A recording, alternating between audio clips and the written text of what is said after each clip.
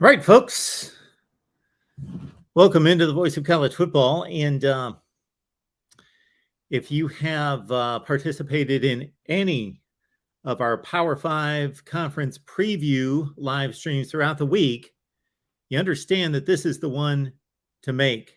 This is the one. This is the one. This one just means more. Just means more. That's all there is to it. No explanation required. No explanation needed. This show just means more. Sorry if you just caught the Pac-12 or the Big 10 or the ACC or the Big 12. Probably all of those put together doesn't mean as much as this live stream tonight. So I'm glad you're here because you are just automatically more meaningful by being here participating in the SEC preview live stream. Welcome to the Voice of College Football, everyone. I am not identified here at all. Yes, that's my fault. So we will take care of that. We will most certainly take care of that. Thanks for joining us here at the Voice of College Football on a Saturday night. Please check out the previous live streams. We had pretty lively banter, debate, discussion on the other four conferences, and I expect more of the same tonight from all of you. I will leave, of course, the link in the live chat. I should have left it. Yes, I should have left it in the description section of the video, but I failed to do that. I am rushing in the house just in time because it means more. I was here, made sure no law could stand in my way of getting here on time to talk SEC 2022. And because it means more, we are going live on more channels tonight throughout the network than at any point this week, not just here on the main channel, but you may be watching us on the Florida channel, the Alabama channel, the Texas A&M channel, possibly on South Carolina, LSU, whoever else I'm missing, Georgia, or the SEC channel. All right. Again, I will leave the link in the chat. We can talk about anything concerning college football. It does not have to be about the SEC, but hey, if you're going to play by the rules, if you're going to be in the spirit of the Saturday night here, 2 weeks away from college football, of course, we've got college football on the field in 2 weeks, and we got Vandy on the field in 2 weeks. So that's going to definitely mean more with Vandy on the field in Hawaii in what Clark Lee is telling us is going to be the best program in college football someday. So that's coming soon. 2 weeks from right now, the SEC will be on the field. So please join the show, and we will be taking your calls here at the Voice of College Football. So no big intro tonight as I did on the previous conference live streams. I guess just because it means more, we've got to give you more time. You know, I could tell you what is obvious to all. Alabama and Georgia are the two best teams in the conference. They are possibly still the two best teams in the nation. They are undoubtedly the two best teams in the nation last year with a gap underneath those two. There was a gap in college football after Alabama, Georgia last year. Will there again be this year? I would not be surprised.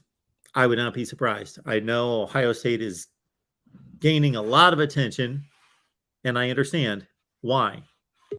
I understand why Ohio State's getting a lot of attention. People believe Clemson is going to be back among the elite. The Big 12 seems to be a tug of war between Baylor, Oklahoma State, and Oklahoma in regards to who is the best team. Is Texas back? Age-old year starter question each and every season, and USC under Lincoln Riley. But I am more certain about Alabama and Georgia than any two programs, any two teams in the country. As we stand right this second, I'm not saying they're the two best. They are two of the three best. I am pretty sure about that, and I am also definitely sure about saying they are collectively the surest thing in college football. All right, we do have a call coming in, so let's get right to it. Talking SEC preview 2022 here at the Voice of College Football. Who's on the line? This is Aiden, the Michigan fan from New Albany, Ohio. And I told you that I was a Michigan fan, literally living 20 minutes away from the show. Yes, Aiden, how are you?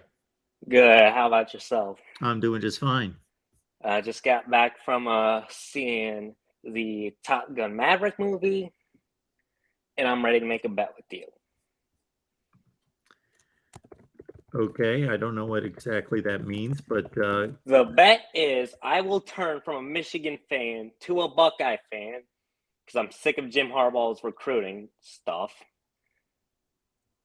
if Ohio State wins the Natty. Okay. Aiden, I can't say, certainly as an American, you have the right to do whatever you'd like. Fortunately, I believe we still have those rights. But as a college football fan, I have to question your loyalty. Why are you a Michigan fan? Let's start there. Because one of my friends at school just turned me over, and it just happened like that. So you were born in Ohio? Yes, literally 20 minutes away from the show. 20 minutes away, and you had a friend so influential. Yes. At the age of what? Damn. Let's see.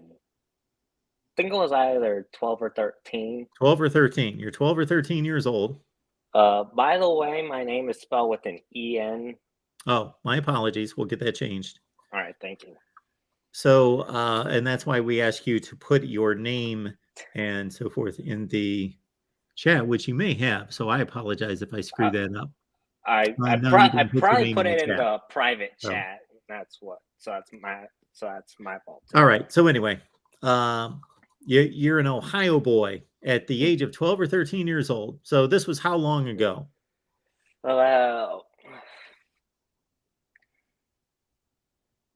Is this difficult math for you? It was probably when I, yeah, because I knew it was in 6th grade. I'm a freshman now, so. Okay, I don't need the exact number of days. Roughly, was this 10 years ago, 6 years ago, 3 years ago? When was this? I'd probably say 3 years ago. Okay, 3 years ago.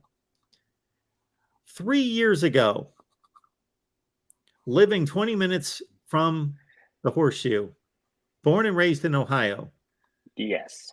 And Ohio State being a decidedly better program than Michigan, and a better team going back to way when you were a little tyke. And even before that, you had a friend who caused you to become a Michigan. I can't relate to that in any such way. I grew up an Ohio State fan in Ohio, and I had to live through Ohio State losing 10 out of 12 games to Michigan and not being as good. And it never crossed my mind. It never, my DNA is too strong, scarlet and gray. Like there was never a thought about being a fan of any other team. There was never a thought. I just can't relate to that. So I don't know what to tell you. But you're telling me that if Ohio State wins the national championship, that you're going to become an Ohio State fan. Yes. You understand that's like the worst time to become an Ohio State fan or a fan of any team. So they're going to go through the season, and then as soon as they win the national championship game, which may come in the last 3 seconds of the game, then you're going to celebrate a game that you were not a fan of that particular team. Well, honestly, Michigan has kind of took a little bit of a toll on my mental health because you're also making all these claims when Michigan is the Big Ten champion and they beat Ohio State last year.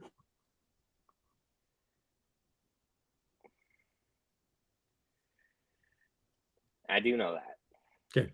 I know that you know that, but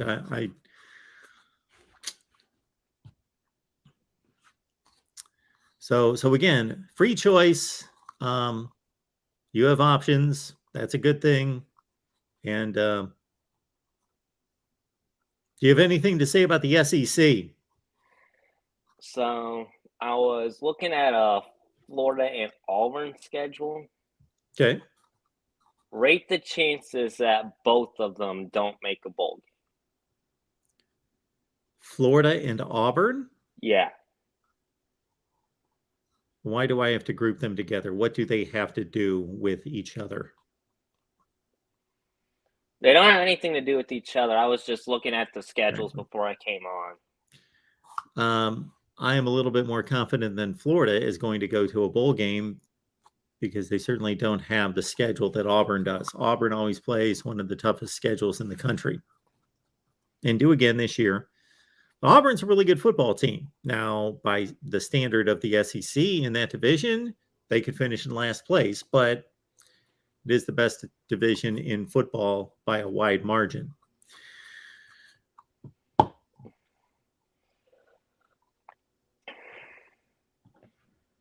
I actually think Auburn has a higher chance than Florida to make a bowl game because they're probably going to start out 4-1.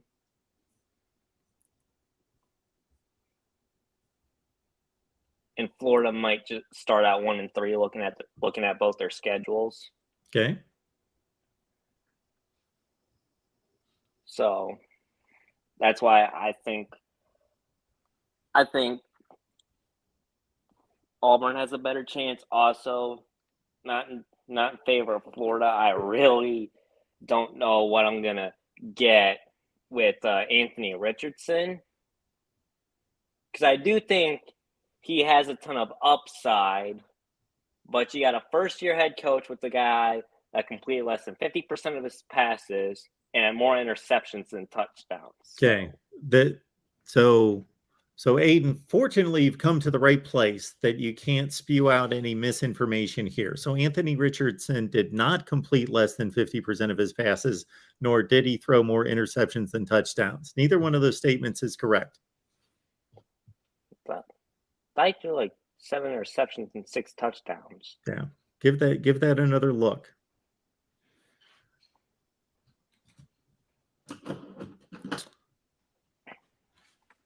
So, well, Aiden, we appreciate you being here. And, I'll even double check on my Anthony Richardson stats, but I believe it was 9 touchdowns and 5 picks. But did you have anything else for us?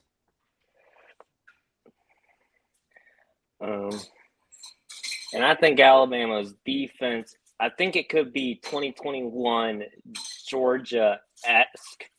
Okay. Just because they have Will Anderson and Dallas Turner, who I think are the 2 best edge rushers in college football. They have Henry Toto at linebacker. Yeah. They brought in Eli Ricks at safety. They have a Kool-Aid McKinstry. So I think, Eli Ricks is a corner, my bad. They have Jordan Battle and Brian Branch at safeties. So I think they got a lockdown secondary too, along with having Will Anderson and Dallas Turner. All right. Well, Aiden, we appreciate the call, and certainly have a good night. And we hope you work out your Ohio State Michigan conundrum this fall. Probably am working on that. Okay. Have a good one. Thanks. You too, man. All right. Next up here on our SEC preview, and I did state that you can call about anything. Absolutely. We've got Nick on the line. Nick, how you doing? Hello, I'm Nick. doing good, Mark. How are you? I'm doing just fine. What's going on? Doing pretty. Do we still have you? Hello, Nick. We may have lost Nick. Nick, are you here? You still there, Mark? Yes, I'm still here. I haven't gone anywhere. Okay, sorry. The screen went black, or the call cut out for a second. Real quick, before we get into this, you did say we could call about other conferences and everything? Absolutely. Okay, so I wanted to ask you, what rivalry would you say in the SEC is comparable or bigger than the Ohio State-Michigan rivalry? Because I heard you say, didn't you go on a little spiel or rant or whatever in the beginning that the SEC all bow down to the SEC? Yeah. Well, I was able to spit all that out while having tongue planted in cheek.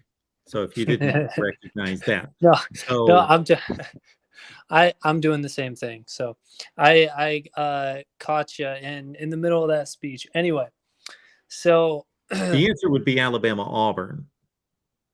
That would be the answer. So so you think that's bigger? no, you asked me if there was one. If So there you think could it's be an comparable? argument, if there could be an argument made for one rivalry in the SEC that's bigger than Ohio State, Michigan, that would be the one that would be the best one to put up against it.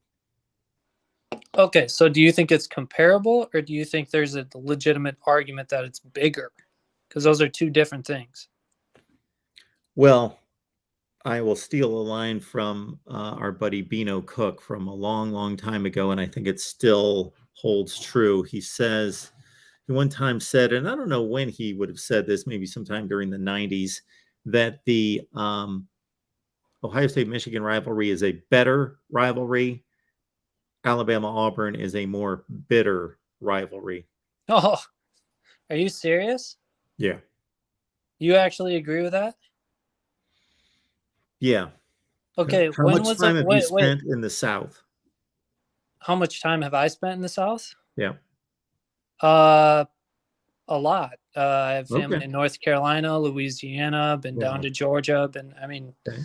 kind of list on. I will say I haven't really talked to a lot of college football enthusiasts down there. In fact, the time I've spent down there, I've rarely come across anybody wearing a Georgia or Alabama shirt. Okay. Yeah, so I would just say, based on my experience, that yeah, it's just different. It's different because it's in state, for one thing. So those Them people Georgia Bulldogs.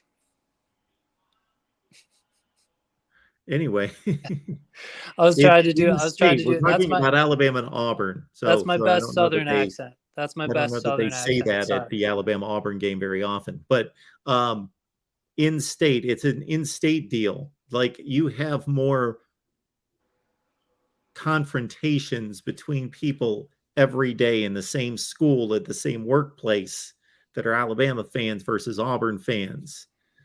I was driving one time from Ohio, where I was visiting, back home, my home at the time in Mississippi, and I do have a slice of each. I grew up in Ohio, lived in Ohio for years and years and years until I was about 25, 6, whatever I was at the time. And I lived in Mississippi, and I just didn't live there. I covered the SEC. So I lived it every day. I was at the campus every day, ballparks, news conferences, locker rooms, the whole deal, for 7 years. And it hit me when I was driving from Ohio to Mississippi in the middle of the summer. This is like in June.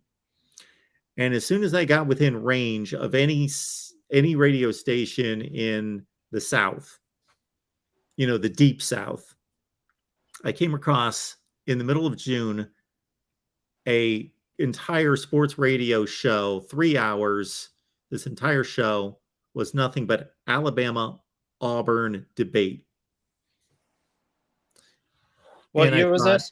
Does this go on in Ohio or Michigan in the middle of June? I don't know entirely. Yeah, they're different deals. And right now, what year was that? That was around 2000, something in that range. And what year was that quote you read off? When did he state that? Oh, I don't know. Probably in the 90s. Okay, back then it would have been more relevant, but I would actually argue today, if you were to look at the rivalries, it's probably more the inverse, isn't it?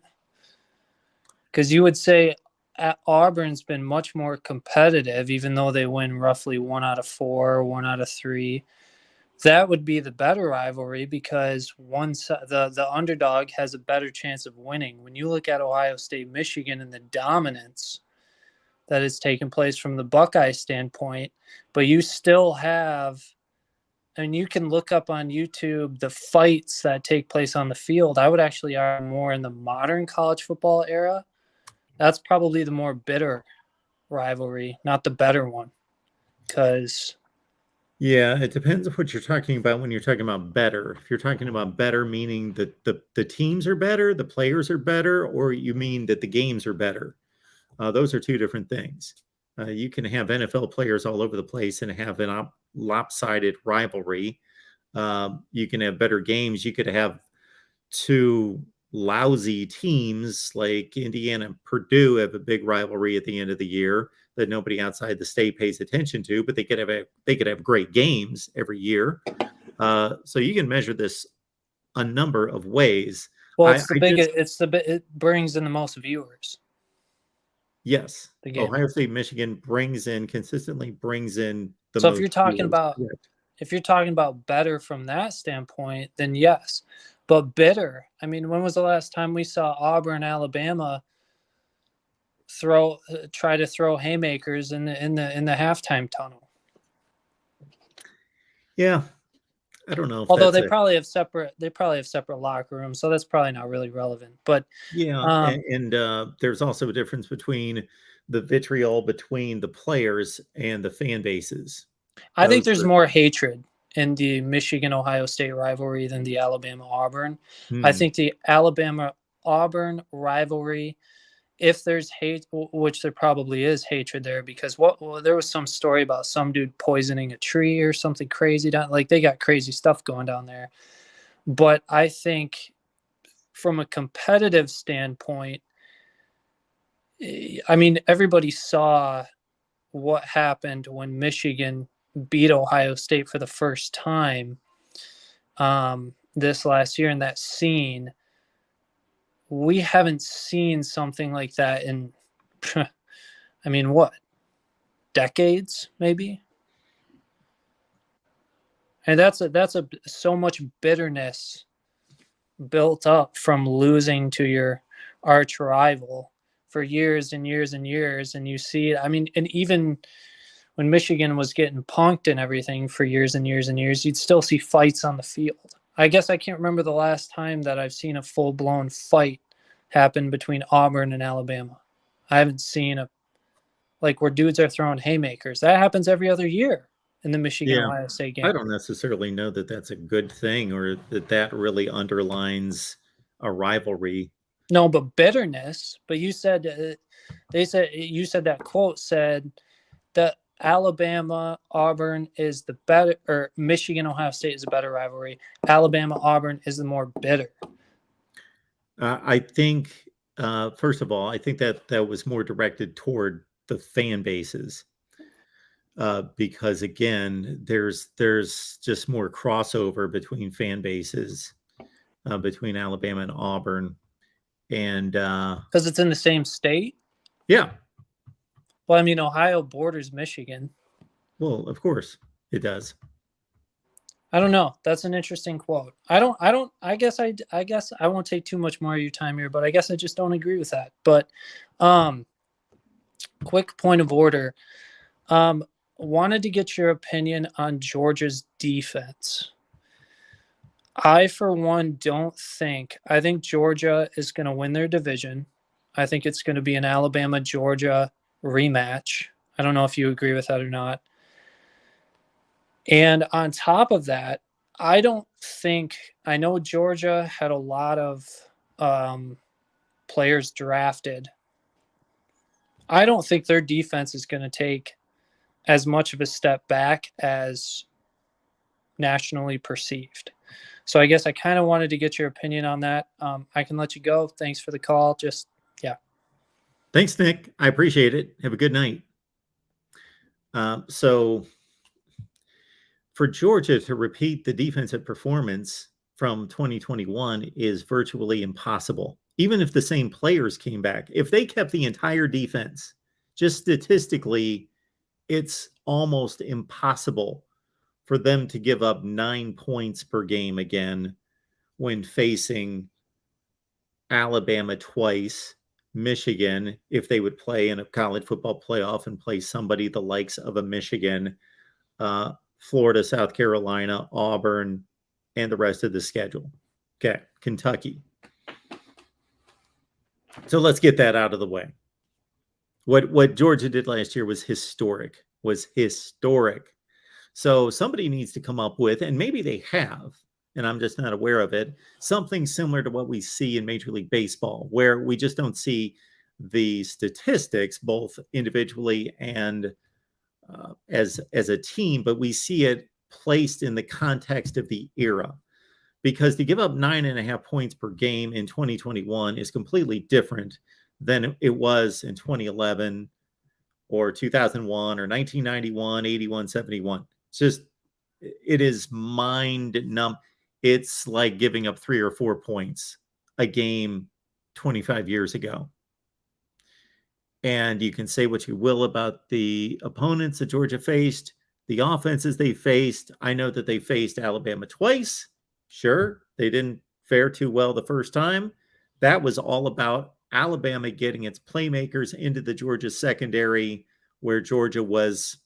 See, this was relatively speaking, when people talked about Georgia weakness last year, they looked at the secondary. It was still one of the best secondaries in the country. It was still a top 10 secondary, but compared to the front seven, that was the weak link. And Alabama's offensive line played out of its mind in the SEC championship game and protected Bryce Young, and he picked apart the Georgia secondary. And the game got away as well. But my goodness, every other game was just a demolition crew. I probably should have posted a video at some point after the season was concluded. I know that I thought about it a number of times, trying to assess historically what that defensive effort was like. It was otherworldly, phenomenal. Again, to look at the statistics is one thing. I like to do both. I watch the games.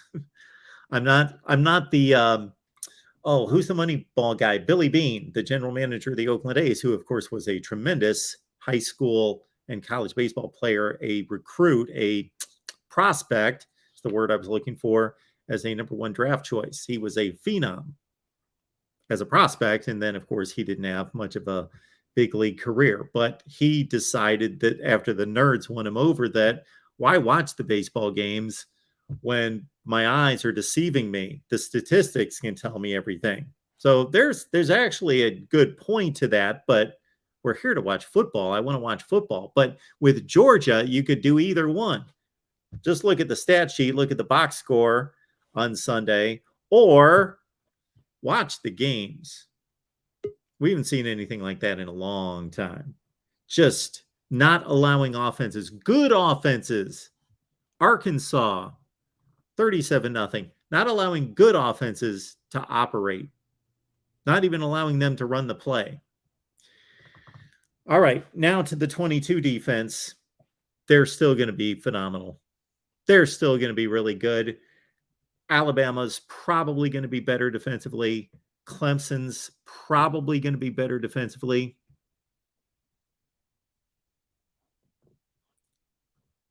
I would not take any other defense in the country over Georgia other than those two. No, I wouldn't. The teams that play really strong, great defense don't have the same personnel. Wisconsin, Iowa come to mind. Ohio State's a wild card. We won't even bring them into the discussion, even though from a talent standpoint, they can match Georgia.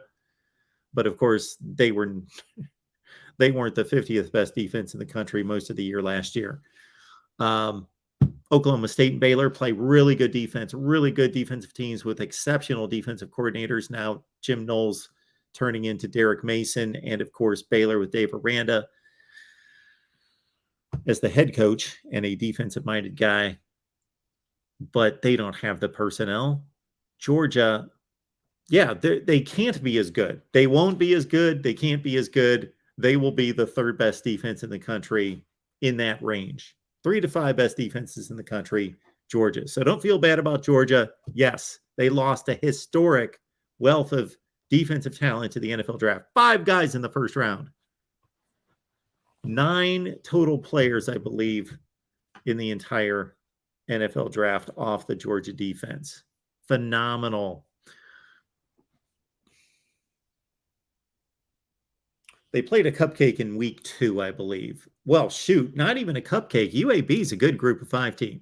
They demolished them. I think it went Clemson, UAB, Arkansas. So we had seen them play Clemson, and at the time didn't know that Clemson was going to struggle on offense as much as they did. But still, for as bad as Clemson was on offense, still, they've got dudes. And Georgia held them to 3 points. And Georgia moved the ball. It was one of those games where Clemson was hanging on to stay competitive. But they were. It was 3-3 forever.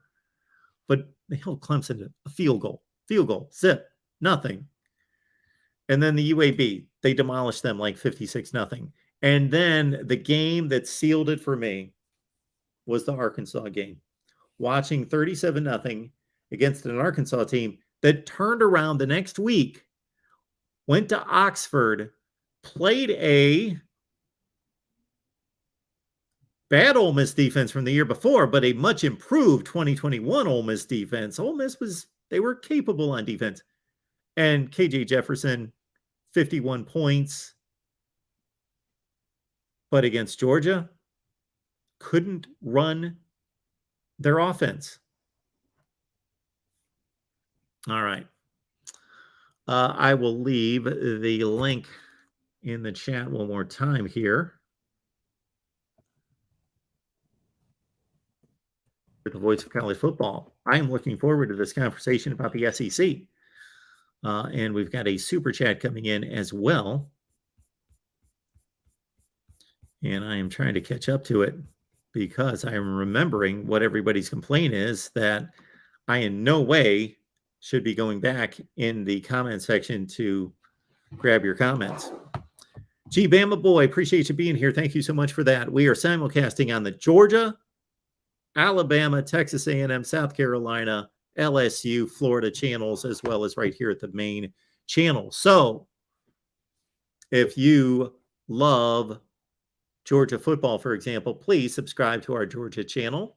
We've got a number of Georgia contributors that we go to on a regular basis. And actually, if you just want to help us build the channel, period, and maybe you root for a Big Ten team or a Pac-12 team or somebody else, Florida and LSU are the priorities. Florida and LSU, we need to get them to 1,000 as soon as possible. They're both around 930.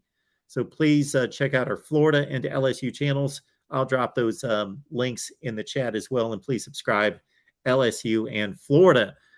Oh, here we got an SEC fan. To Real MVP's here. How's it going tonight? Mark. How are you doing this evening? I am doing just fine. I'm doing great. Good to hear from you. What's up? I'm glad you saved the best for last. I mean, undoubtedly the best conference. And I'll make a bold prediction. The SEC will finish as the best conference in this upcoming football season. Is there any way that the SEC doesn't finish first as the best conference? I was going to ask that question at some point. I was going to say, okay, what is going to have to happen this season for anybody reasonable? Of course, we got our nutcases out there all over the place that think this or that, but I'm talking about well-educated college football fans like we have here at the Voice of College Football, for there to be a reasonable argument, not even like a open and closed case that the SEC has been surpassed, but where I would love to have a discussion about this next January. That is a meaningful, like, oh man, we're having a debate because look what happened. What is going to happen for somebody like myself and others to consider, and obviously the Big Ten would be the best candidate, that another conference has taken over from the SEC. You know what? That is a great topic for a video.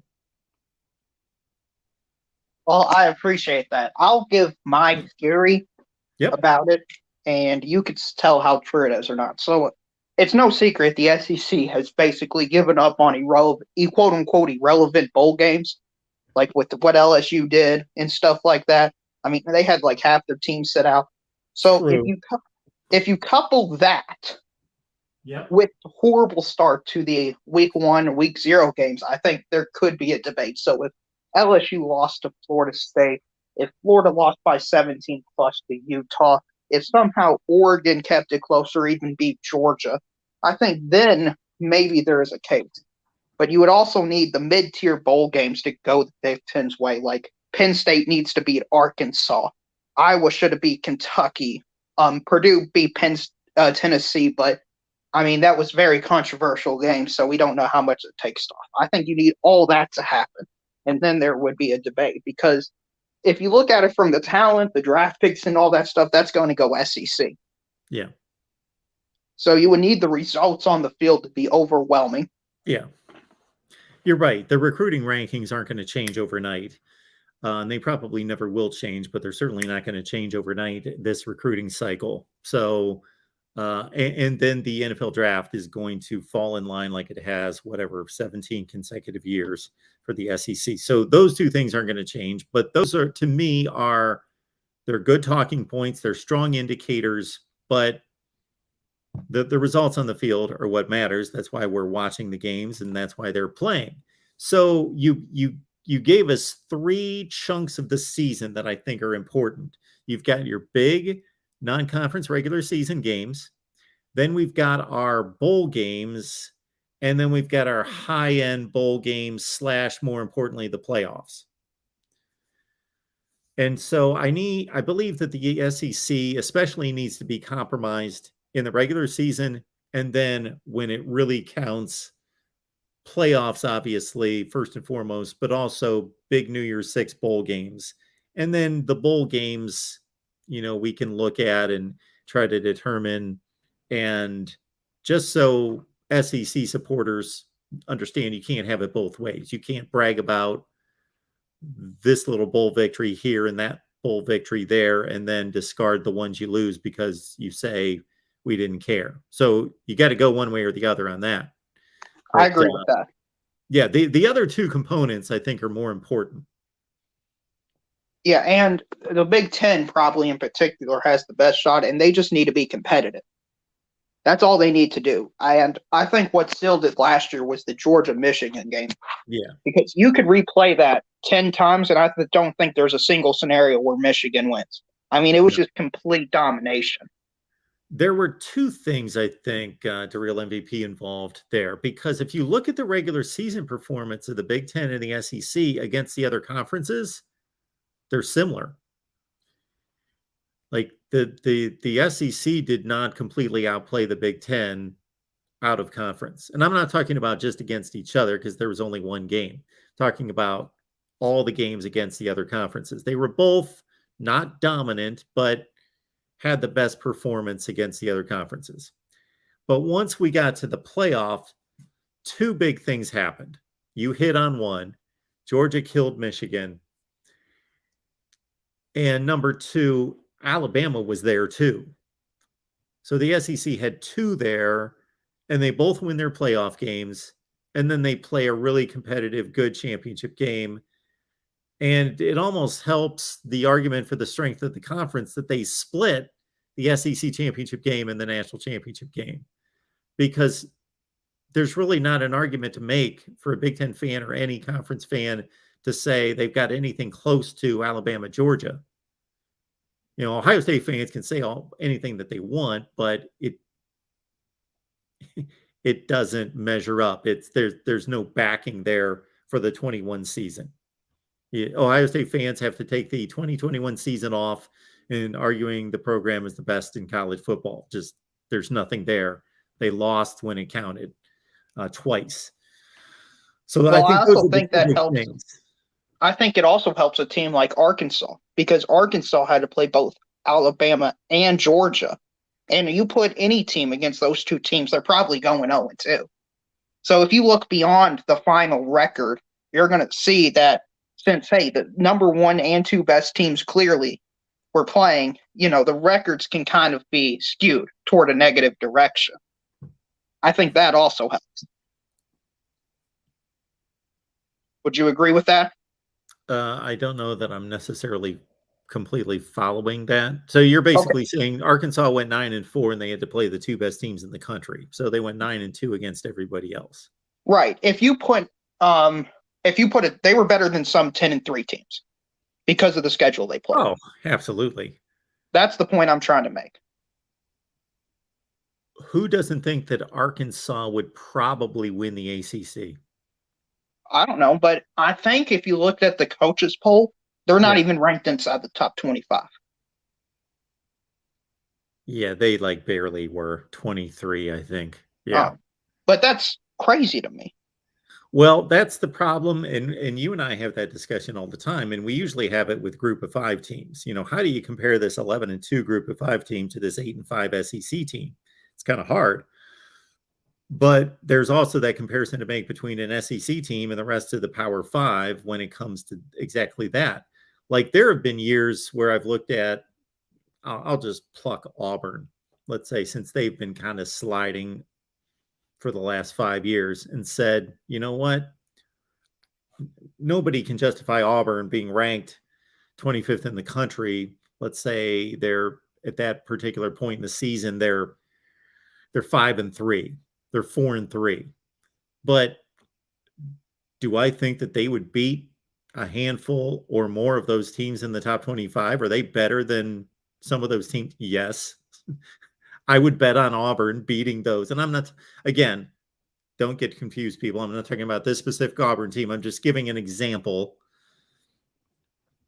that there are teams in those 7 teams in the division right now. I don't think any of them are bad teams.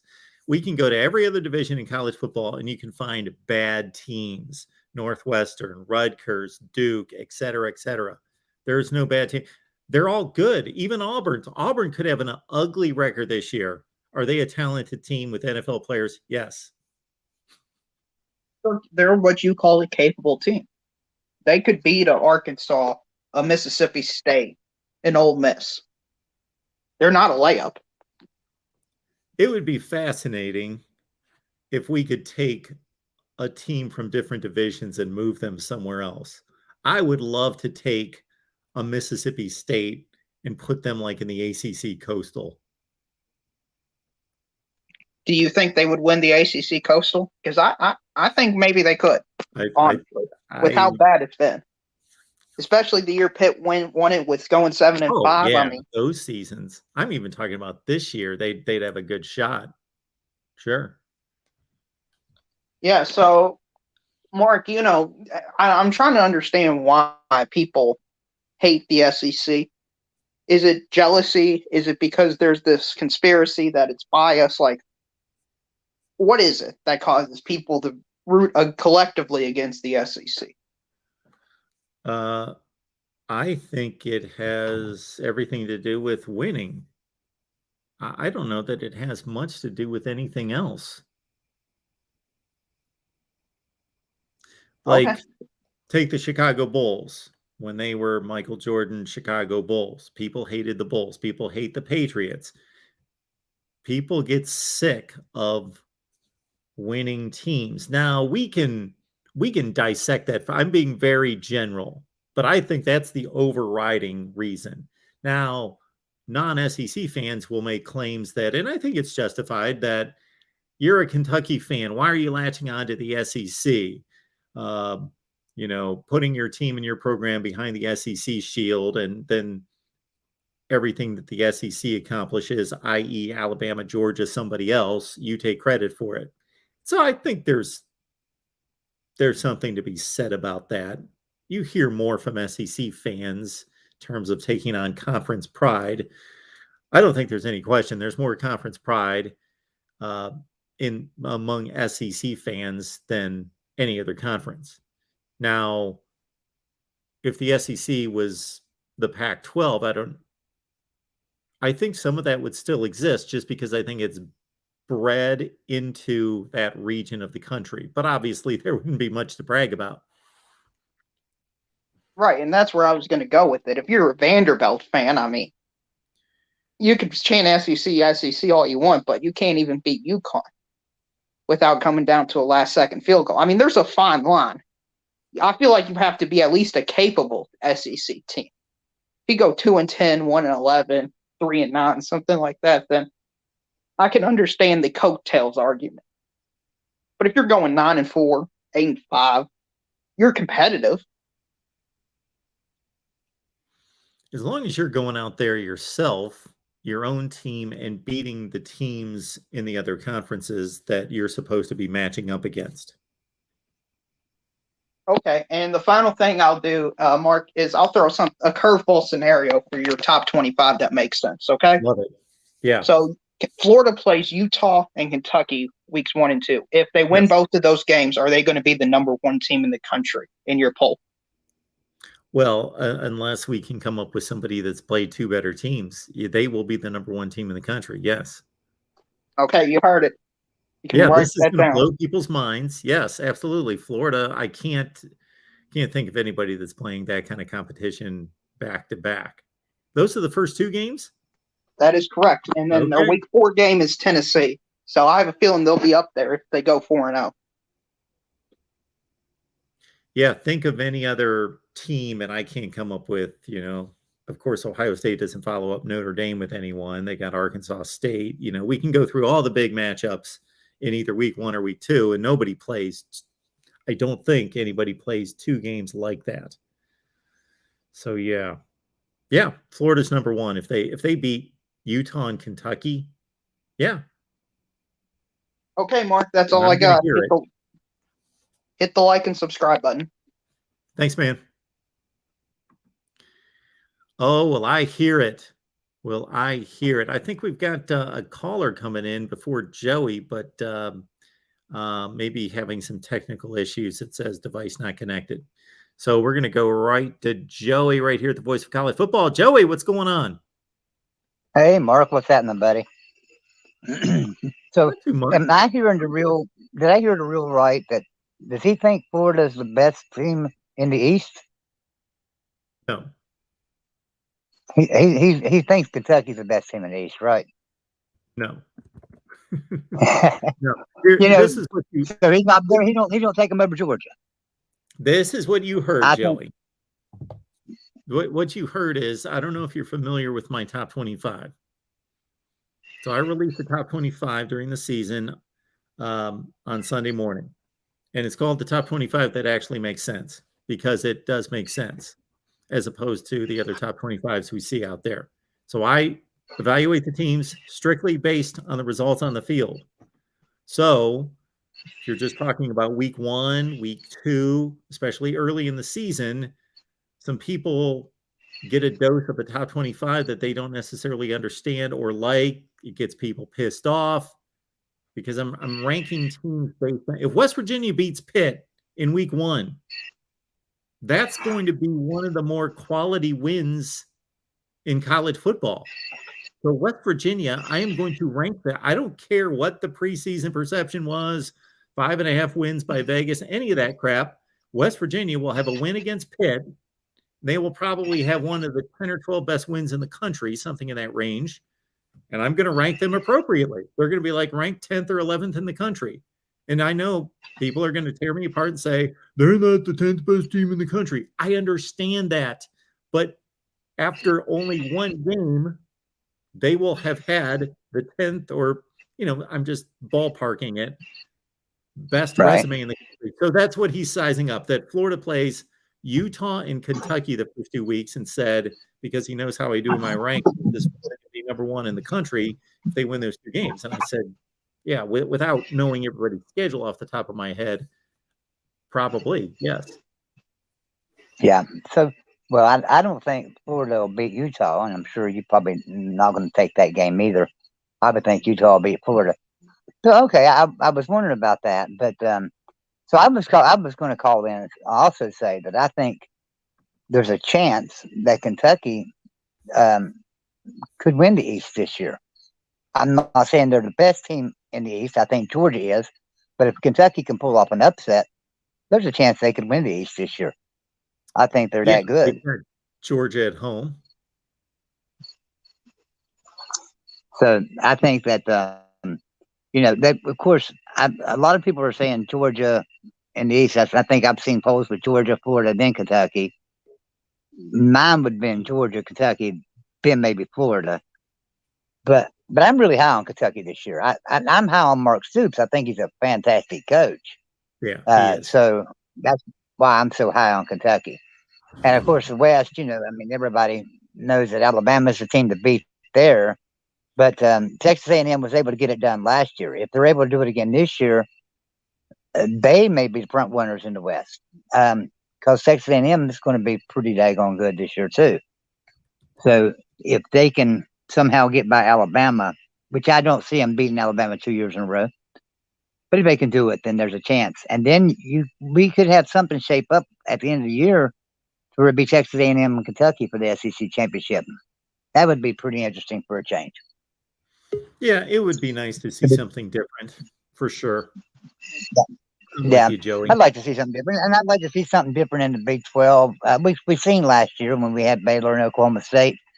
That's great, but I'd like to see West Virginia and Baylor or West Virginia and Oklahoma State play. Of course, as being a West Virginia guy, the ACC was different. There was a lot of differences last year around the country. The ACC, you had Pitt and Wake Forest, which was a lot different. So I like that that there's been some then different schools winning here lately, and it looks like things run in cycles. We know that. Back in the early 2000s, Alabama wasn't real great. They're one of the better teams in the country every year now. And, I think things will flip again. And I just think that the SEC's like flipping. I think it's starting to flip right now. I think Kentucky's getting better. I think Florida's getting better. So I think that's going to start putting Georgia back. I think Texas A&M and Arkansas are getting better. And that's going to start challenging Alabama. So I think that the SEC is starting to flip as well, just like every other conference has. So I ranked Mark Stoops as the 8th best coach in the country. That's where I've got him. That's probably about right too. I mean, and he's what the 5th highest paid coach in the SEC. I think he's way up there in pay. So he's getting that worth too. A lot of coaches get big money, but they're not pulling in the wins. At least he's getting a good, decent pay and pulling in the wins for Kentucky. So, but anyway, that's all I wanted to say. Is I like to see the SEC start flipping, and it looks like it really is. We'll have to see at the end of this year how close people are to taking over Alabama and Georgia. But I don't, But also, everybody, be sure and join us in the Discord channel. Each night we have a stream in there. We have some fun. We all get together. Generally, me and Exploring with Ben and Sam, Tim Prangley, One Scoop John. We have Jordan, the Clemson fan, Jordan. Oh my goodness, can't remember his last name. Jordan Bowman. Yeah, we have a lot of it, and delivered one of the most insightful, knowledgeable calls in a long time. He is so knowledgeable, football knowledgeable. I mean, he's fantastic. He is absolutely awesome, and I'm going to have him on a show that I do on Discord, not on your channel, on another channel. I won't advertise, but I'm going to have him on that show with me here real soon. So other shows, other channels. I think we'll still survive here. Oh, I know. So, but yeah, I'm going to have him over on Discord, on Golden Blue Dudes Discord one night, because he is really, really knowledgeable about football. That's for sure. Okay, Mark. Well, I'll let somebody else call in and things. Thanks for taking my call, man. And you have a good night. Thanks, Joey. Appreciate the support. Before we get to the next call, we got Bird on the line, and we'll grab him in just 2 shakes. I can't find the comment here, but I believe it was, Billy Tuesday, who we appreciate being here. And I actually just built a slide that I'd like to throw out there here at some point in the show. But anyway, honoring some of our Discord and Patreon members, Billy being one of the more recent ones, how can you make any real rankings after game one? I totally get your point, Billy. But you know what? If you want to take that logic, how can you do it after game two? How can you do it after game three? You've only played 3 teams out of 130. How can you do it after week 4? Well, where's the magic cutoff where you can make real rankings? You know what the real cutoff would be? After every team in the country has played everybody else in the country. So after we played 129 games, that's when we could truly make rankings. All right. We got Bert on the line. We're talking some SEC or whatever Bert's got for us tonight. How you doing tonight? Good, man. How you doing? I am doing just fine. What's up? Appreciate what you do, by the way. I'm a South Carolina fan. I guess you can tell, and we're always optimistic. So I'll go ahead and tell you that I'm optimistic. To begin with, I was thinking we were 7-5 team this year. I think I want to say loaded. People will disagree with me on the offensive side of the ball this year. I wasn't really, I don't know Spencer Rattler that well. I kind of kept up with him when he was in the Elite 11 just because Ryan Holinsky had committed to South Carolina at that time, was also on the Elite 11 quarterback. So I knew a little bit about him then. But today I happened to watch a YouTube video that somebody posted, and it was every Spencer Rattler play from 2020. And it wasn't like a highlight film. It was every play. And it was a long video, to be honest. I didn't watch it all, but I did watch enough of it to realize that this guy has elite arm talent.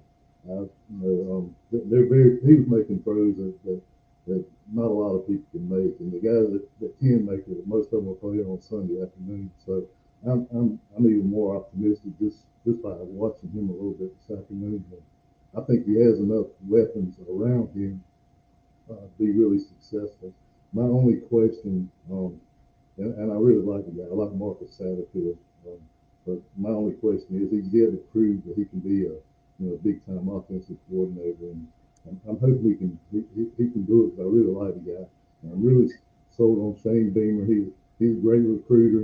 It's no surprise. It shouldn't be a surprise to people that pay attention because he was the recruiting coordinator during Spurrier's years when we had those 11-win teams during the 10 through 13. Hey, Bert, I'm sorry to cut you off here, but I'm sorry to cut you off. Just it's very difficult to hear you. Your audio is low and muffled, and we're getting a lot of calls in the comments in the chat concerning it. And I really can't hear you too well myself. Just sounds like you're high on South Carolina. Spencer Rattler, he's got some playmakers around him. That's about what I picked up. So, Okay. All right, man. Sorry about that.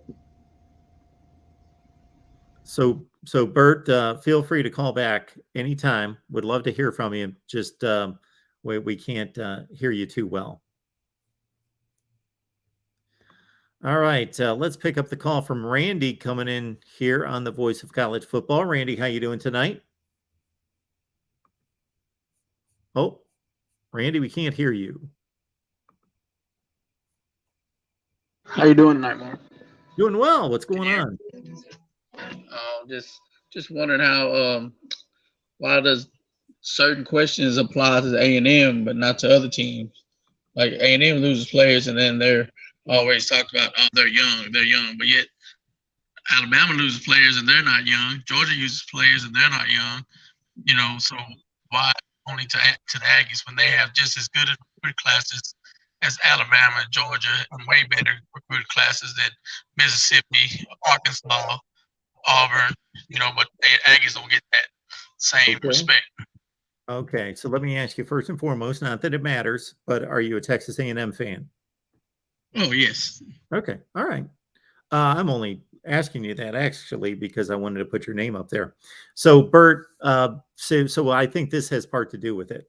So you've been a Texas A&M fan for how long? Shoot, since I went to school there I went to school back in '90. I was a freshman and then before then. So I've seen Aggie footballs for the last since 1980. Sure. Okay. Texas A&M last won a conference championship in what year? 1998. Okay.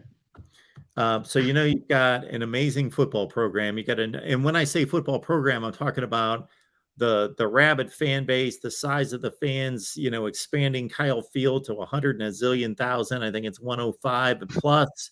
All of that stuff, the Exactly. facilities, everything is amazing there. But it's been a long time since Texas A&M was winning conference championships. The early 90s, basically, was a good stretch, Okay. obviously, under R.P. Slocum. And then, 98, beat Kansas State in 98, won the Big 12, went to the Sugar Bowl that year.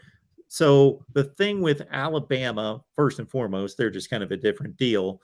But also Georgia under Kirby Smart, and to a certain extent under Mark Richt, is they prove that regardless of who they lose, that it just almost doesn't matter. They've proven that over and over and over. I think that's the difference. Okay, that's understandable. But if you had the number 1 class, number 3 class, number 7 class, how is that not respectable considering everybody else's recruiting class? Because you went 8-5, 9-4, 9-1, 8-4 under Jimbo Fisher. Okay, but did the other teams? Yet that's what I'm saying. The same arguments that are used against A&M, all the other teams get passes on. A&M played the whole season last year with a backup quarterback. Sure. So okay, so you're wanting people to believe that Texas A&M is what? You're ranked 7th in the coaches poll preseason. Exactly, but yet people saying, "Oh, that's overrated." Greg McElroy comes up there, "Oh, they're overrated because they're young." I mean, you got one of the most dynamic playmakers in college football, Devon Achane, but yet you're over there ranking a running back that hasn't even played in the SEC above him, Gibbs from that's at Alabama. Come on, he ain't no Devon Achane. Well, that remains to be seen. We don't know. I'm not going to make a call on that, but yeah, Jahmyr Gibbs was playing at Georgia Tech. Devon Achane is a phenomenal back who had the best yards per carry average in the nation last year.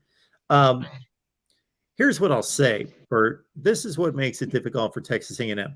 Do I believe that Texas A&M is one of the 7 best football teams in the country? Yeah, probably. They're right in that range. Do I know that they're going to come through and win the games that they need to finish? They're probably going to have to go 11-2 this year to finish in that range, number 7 in the country. And because the schedule's so difficult, do I believe that they're, again, one of the 7 best, most talented teams? Yes. But they're not playing in the ACC. They're not playing in the Pac-12. They got to go through that schedule. Yes. So, but at the same time, what Arkansas lost the top number 1 draft pick at wide receiver. Yep. The recruits that the defensive backs, defensive starters at linebacker, and you're gonna say that they have more talent than Texas A&M? No, they don't. Well, no, they don't. They don't have as talented a roster as Texas A&M. There's no question about that. And they're 23rd in the coaches poll. So would you pick their coach over Jimbo Fisher? I'm starting to believe that. Yeah. I don't know. That's a tough call. I'm looking at my coaches rankings right now because of what the other caller said about Mark Stoops. I got Jimbo at 7. I got Sam Pittman at 15. So technically, no. And then another thing, the Aggie defense last year only gave up over 30 points one time the whole season. And I think the most they gave up was to the LSU. So they averaged like only 17 points a game. Somewhere around that, no more than 20. So for some reason, Bert, we're losing you here a little bit. So we're not able to hear what you just said. I said the Aggie defense only gave up 20 points a game last year. Was ranked in the top 20, so they'll improve even though the ones they lost. You're bringing in five stars on the defensive line. Bert, here's my basic take. I'm sorry to cut you off. You completely cut out, and I thought you were done. Here's my basic take on Texas A&M. If you look at Jimbo Fisher, season 5, facilities, recruiting, all that, put all that together. This program is riding high. It's on the upward swing, no doubt. But when I look at, okay, we got a quarterback competition between Haynes King, who won the job last fall, but got hurt in game 3, so he hasn't proven anything. And we got Max Johnson, who's a good quarterback, but I don't know that anybody's going to rank Max Johnson as anywhere inside the top 20 quarterbacks in the country. So you've got a decent quarterback situation. And despite all the talent you've got on defense, that front 7 got torn to shreds, meaning leaving. You lost a lot of players in the front 7. Your wide receiver core has been disappointing the last several years. So there's a lot of questions about this team. I don't know that this is really your year this year. I think it might be 23. Okay. I can understand that. And I might but be I wrong. still think times. I still think A&M is going to surprise some people in the end. Okay. What does that mean? Like I think they'll win the games that they're supposed to win. Okay. But then they did that in 2020 and they still didn't get no respect. You know, they only lose to Alabama, but you still don't make the playoff. Why? Well, yeah, you're right. You could make a case between them and Notre Dame. And that was all SEC. That was an all SEC schedule. Sure, it was an all SEC schedule, but I don't think you want me to go through Texas A&M's 2020 schedule because it wasn't that tough. So, but is that? I mean, they played Tennessee. They played Exactly. Alabama. That's the only game they lost. I mean, they beat Florida, top 5 Florida team. They beat LSU. Yeah. I mean, just because they have a down year, that's not A&M's fault. So is it? Texas A&M beat one. Texas A&M in 2020 beat 2 teams with winning records, and one of them was 6-5 Auburn. So you're gonna hold that because the A&M, because the other teams have a bad losing schedule or down year, that's A&M's fault. No, I didn't say it was their fault, but you're just telling me that they played. Bert, you're just telling me that they played. Hey, Bert, I apologize if I'm cutting you off. It's because your audio is low and sometimes I can't hear you. Okay. Here's the deal, Bert. It's not Texas A&M's fault. They played an all SEC schedule. I'm just pointing out the facts that they only beat 2 teams with winning records in 2020, and one of them was 6-5 Auburn. That's all I'm saying. That's the truth. Alabama played the same schedule pretty much, didn't they? Yeah, but they also went and won a national championship, and they also beat. I'm just saying, they only won 2 more games more than we did. Well, come on, you're not comparing Texas A&M in 2020 to Alabama in 2020. I'm just saying it's the same thing. Well, it's not the same thing. In the Orange Bowl. They played, and Alabama won by 4 touchdowns. Okay, then A&M beat them last year, and then what do they get? Oh, Alabama played a bad game. A&M took that game. Well, yeah, they took that game. Did they not? You can't just show up one time in a football season. You got to show up week after week after week. So you can't beat Alabama and lose to Arkansas and all these other teams that they lost to. They lost 4 games in the SEC. They went 4-4 in the SEC. All right. So I'll hold that to you at the end of the year if they run that. But if they run that table and do it this year, then what excuses you're gonna have? Well, they need to do it I'm not going to have any excuses. I don't know. That's what I'm saying. I'm just going to tell the truth. Is all I'm going to do.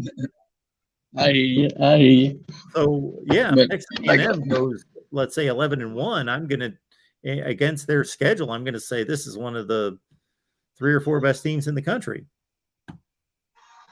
So yeah, they will be if they do that. When you look at a team like Texas, you look at a team of Texas who gets a 5-star quarterback, and now they're supposed to win the Big 12 just because they get a 5-star quarterback from Ohio State that didn't even start or took one snap and didn't even throw the ball at Ohio State. Come on. Well, Bert, see, some of your argument though, you're talking about things that I don't know.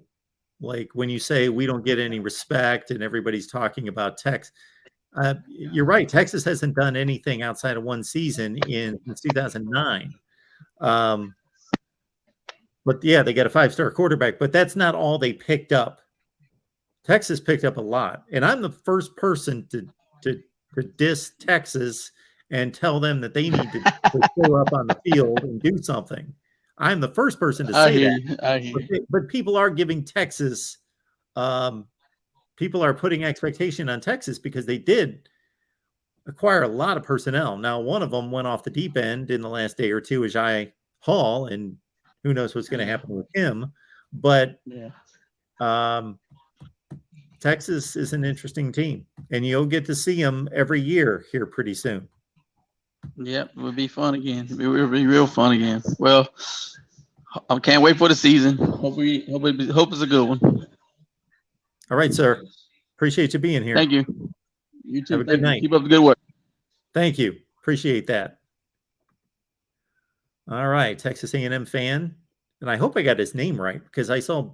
Anyway, I'm not going to go through that. Anyway, sometimes if you don't identify yourself, so I'm asking everyone, please identify yourself in the private chat because I want to be able to put a banner up there to let everyone know who we're talking to. All right, we got J-Dub on the line. We believe I've got a beat on who I'm talking to right now. J-Dub, what's going on? Hey, good evening, Mark. These the Aggie fans, just win. Don't beat Bama twice in 12 years by slim margins, and then in all the other years get your head handed to you on a silver platter. Don't beat us with your quarterback having the game of his life that he'll never rematch, and then go lose to Mississippi State, who Alabama beat 49-9. You got to be consistent, A&M. You got to show up every single week. That's what's the problem for Bama. We're everybody's Super Bowl. Every game we show up in is their game of the year. But that's okay. That's a problem I'd like to have. I'd rather be in that position than be the Mississippi State that shows up and they're just like, well, that's just somebody from the conference. Georgia has learned that lesson. Georgia has learned you've got to show up every single week. Rick was getting that lesson installed. Kirby took that lesson from what he learned under Saban and transported it to Athens, and we see the results. All these recruits don't mean anything. They've got to pan out. Alabama has had, I had a friend of mine send me a very interesting number. Since 2015, listen to this now, since 2015, 59 commitments from Alabama have never played for the Crimson Tide. They transferred out. They didn't make the squad. We had back-to-back years where we had top 2 defensive edge rushers in the entire country. Neither one of them played a down for the Crimson Tide. So the talent you get, you have to develop it. You have to do something with it. Half of these kids, no matter what their stars are not going to work out. Jimbo's got to figure out he's got all this glitter, but he's got to turn the glitter into gold. What do you think, Mark? Well, I pointed that out as best I could to our previous caller because he came in basically saying, why is Texas A&M not getting any respect and all that business? Well, the first thing I was trying to point out was anytime I hear that we're underrated, we don't get any respect, I'm like, okay, where are you hearing this from? Like I don't know where we're hearing this from, first and foremost. Number 2, let's assume, okay, you're right, you're getting disrespected. Well, you're 7th in the preseason coaches poll, and just about every magazine in America has Texas A&M somewhere between number 5 and number 10 in the country. Based on what we've seen over the last 4 or 5 years under Jimbo Fisher, why do they deserve or have earned anything more than that? And he's and our buddy Randy, the last caller, basically said, oh, well, we've recruited all these great players. And I said, well, and then he says Alabama and Georgia recruit great players too, but they suffer just as many personnel losses as we do. But why does everybody rank them so high? I'm like, because they've proven over, especially Alabama, but also Georgia under Kirby, they've proven over and over and over and over and over that they're going to be there. So we're not looking at a situation where we're still waiting for Texas A&M to pull through. Like I said to him, I said, when is the last time you won a conference championship? 1998. That was a long time ago, and that was another conference. Well, what you got to do is, if you're Alabama, you lose 8 players out of the first 38 picks in the draft. 8 of them are yours. You turn around and you get back to the Natty. Georgia loses all these players, and they're a serious threat. No one thinks that they're not a serious threat to get back to the playoffs, maybe even the Natty again this year. That's when you know you're consistent, when you can take those hits, yeah, and still get there. I have to say about the SEC, in a more general picture, I'm a Bama alum, and I'm proud of the SEC. I like that we're in a great conference. Sure. And of course, yes, I want the other schools to be good, because then you're beating quality opponents. You're not beating up on the weak sisters every week, which inflates your own value. So I like it that Alabama has to beat quality SEC teams. But I am not what a majority of these SEC fans seem to be, and that they're just absolutely blind, want the conference to win everything. I'm kind of a Bama grad, but I'm kind of a hypocrite. I like the conference to do well, but I'll never root for anybody else in the conference. I don't ever want Tennessee to win a game. I might root for Auburn against ISIS. I mean, if Auburn played the national team of Iran, I might root, I probably wouldn't root for Auburn. I would just hope that Iran lost. So I don't have this blind loyalty where it's, SEC. It just only in as much as it arrogantly helps Alabama by having the rest of the conference good. So the LSU Clemson national championship game, did you have a rooting interest? Yes, I did. I could not actively hope that LSU won, but I was still stinging from 2016, not 2018. The 2018 blowout loss to Clemson doesn't hurt me as a Bama fan, because they just completely demolished us. They stole our manhood. The 2016, that's a natty that got away from us. We let that get away. Sure. Or it would have been a three-peat. That's what hurt. So I wanted Clemson to lose that, and then Bama could say, well, LSU, their toughest game was against us, and they won the Natty, and that's 3 for them this century. Makes the conference look good. Yeah, mm-hmm. But it was tough. It was tough. Okay. Just curious. And I'll say also, and I'm curious as to what maybe the chat room thinks about this, because there's a lot of people in the chat I'm seeing right now whose opinions I value, and yours as well, of course, Mark, is how much of the dynamic in SEC loyalty is also the fact that you do have you've got the Saints, the Falcons, the Titans. I mean, you do have a few professional teams, but most of these states are not heavily invested in their professional sports teams. Yeah, has a lot to do. They're not and certainly not like the upper Midwest, Yeah, because like you say, it's a different NFL scene in the South than it was just 20 or 25 years ago, because you do have more teams, but roots run deep. And the roots for most football fans in the South, yeah, they may now root for Jacksonville. If you live in northern Florida, you may be like a casual Jacksonville Jags fan because, hey, it's cool, we got an NFL team, but it's nothing close to I'm a Gator fan. And like you say, in terms of long-standing NFL franchises, shoot, the Saints and the Falcons, I don't consider those long-standing NFL franchises. They're not like Right. the Bears and the Packers from the 30s, the beginning of the league. Though you're talking 66, 67, and those are the two long-standing NFL teams in the South. So NFL football in the South is very new, historically speaking. Yeah, and you had when Bryant was making his run in Tuscaloosa in the 60s and the 70s, the NFL team in the NFL team in the South was who? The Saints and maybe the Dolphins. Yeah. Which is not really the South. It's Miami. No. That was AF, that was not until the late 60s. So, I mean, the who's your grandpa rooting for? The generational love is not in the NFL. Like my grandparents were diehard Bear fans, going back to the Hallis days of the 50s and the 60s. Sure. And they remember Butkus and Sayers and and all those teams, and they can remember Bart Starr playing for the Packers and all that goes back, and Otto Graham for Cleveland.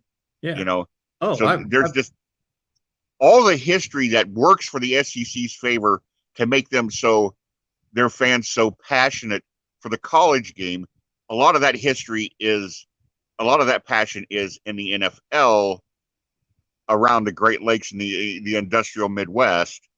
So, I mean, it's not like one's more important than the other. I think that plays into why there's such a difference in conference loyalty between the SEC and the Big Ten. It's not that Big Ten fans don't love the Big Ten. It's just, you go to an Iowa game, nobody's chanting Big Ten, Big Ten,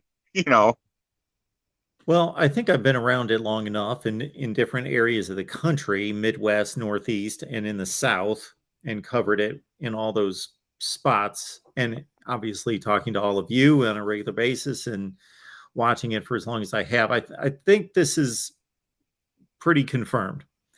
There's more conference pride in the SEC among SEC fans than any other conference. I also think clearly there's more conference pride in the Big Ten among Big Ten fans than the rest of the conferences. The other three, I wouldn't be able to distinguish there being any more in the ACC versus the Big 12 versus the Pac-12. It depends on the person at various levels. But I think the SEC is clearly number one and the Big Ten number two, ironically, both on the field, but also in terms of just, fan pride in their conference. And the point that you bring up is interesting because I've long held the belief that what you just frameworked, we both did about the South and the newness of NFL football in the South versus the Midwest. That it's somewhat, I don't know if impressive is the right word, but admirable maybe, that Big Ten fans are as staunch college football fans as they are, because really the NFL, most of the older traditional franchises are in that same footprint. Like you say, the Browns, the Lions, the Bears, the Packers, the Vikings, even to this point, are now 62 years old. So there's both strong college football and NFL football ties in Big Ten country. Well, I appreciate that. I just thought we would take a different look at that, and instead of just talking about Bama and Georgia, we talk about the conference as a whole. Everybody, please, you know the drill. We've been down the road before. It doesn't change your experience. The Amazon link, match the thumbs up button, and not only that, tell people about Mark. Don't just come in here and enjoy it and then keep it as a secret. Let your buddies know, hey, you got to get over here to this. Share the stream. Share it. Go on and tell your Facebook friends, your Instagram friends, hey, this is Mark Rogers guy, blah, blah, blah. That's how we increase the audience. That's how we keep it going. Mark, I'm out of here. Thanks to everybody in the chat. Thanks for you to having me on. Great weekend, everyone. Appreciate that, J-Dub. It's our guy, J-Dub from Iowa. Alabama fan, J-Dub. Always a good historical and current perspective on things. I hate to leave a comment on the screen for so long because I try to get, I don't know if you guys really care, but if you've noticed through the years, I try to get as many comments to the screen as possible. If you guys are having your own discussions in there, then I leave those alone. But in regards to any type of statements, comments, questions that are for the entire conversation that we're having, I try to get those to the screen. So I hate to leave a comment on the screen for a long time, but I wanted to address this.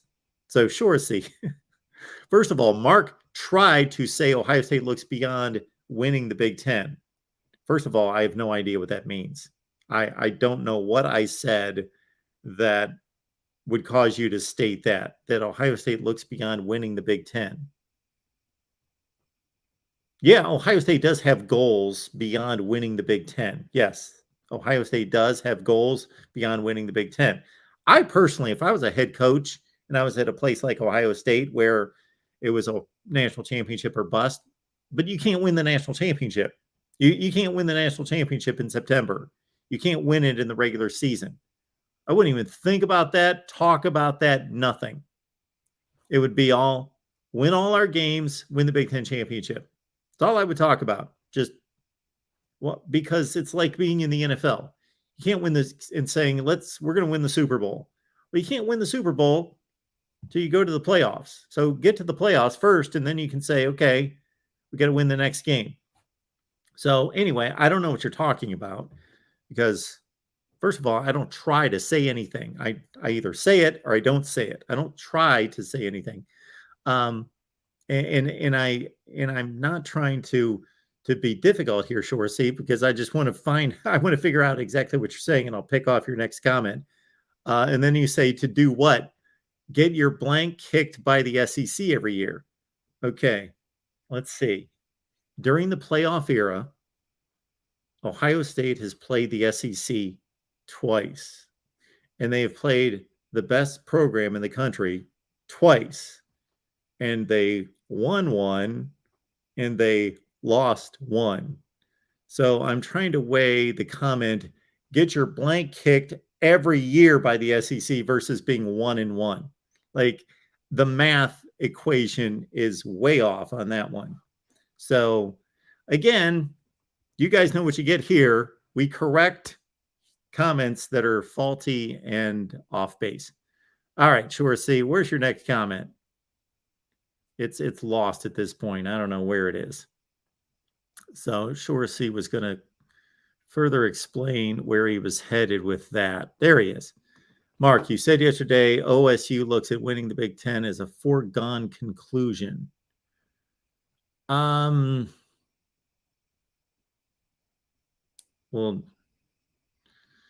I don't know exactly. I don't know what you're alluding to, but I didn't state it in that manner. They didn't win it last year. They have had a number of years. They did not win it. It's not a foregone conclusion. Yeah, I would have to go to the conversation that we're talking about here. Anyway,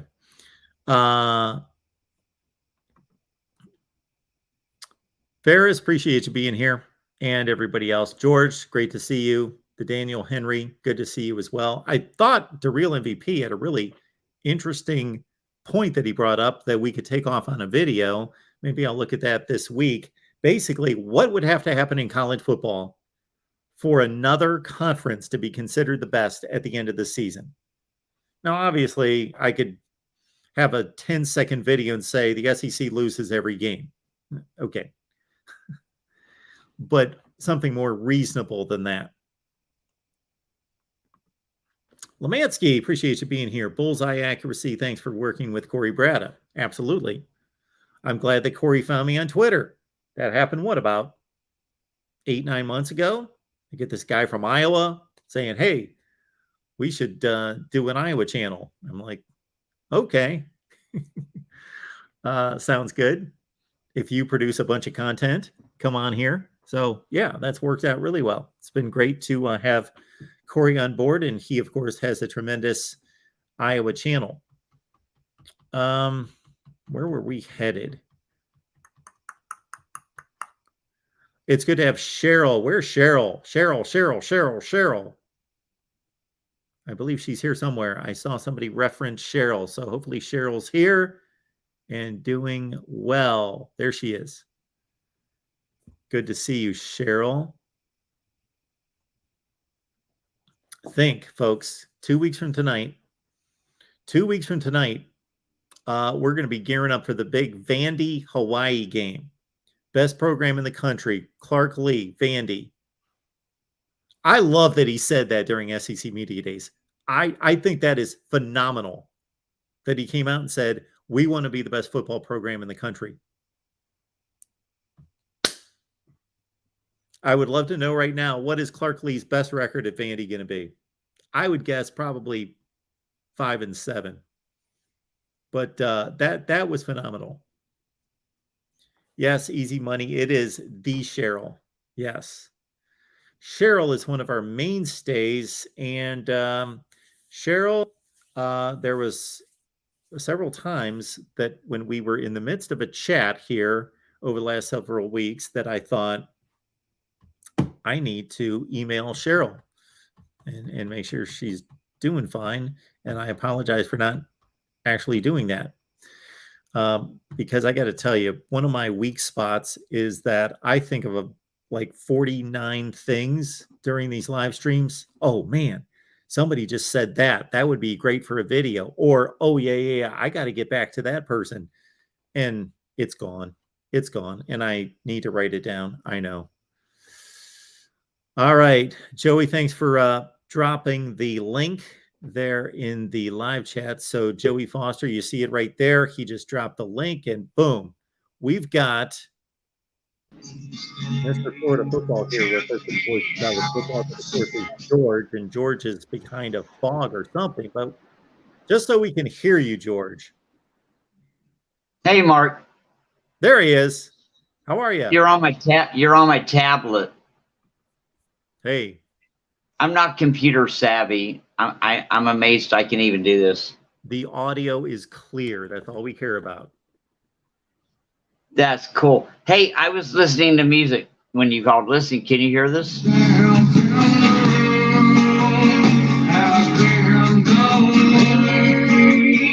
just wiped out my monetization for this video. All right, I'm sorry. That was Days of the New. It's called Shelf in the Room. Yes, you probably just played copyrighted music. So anyway, well, why was that necessary for us to hear?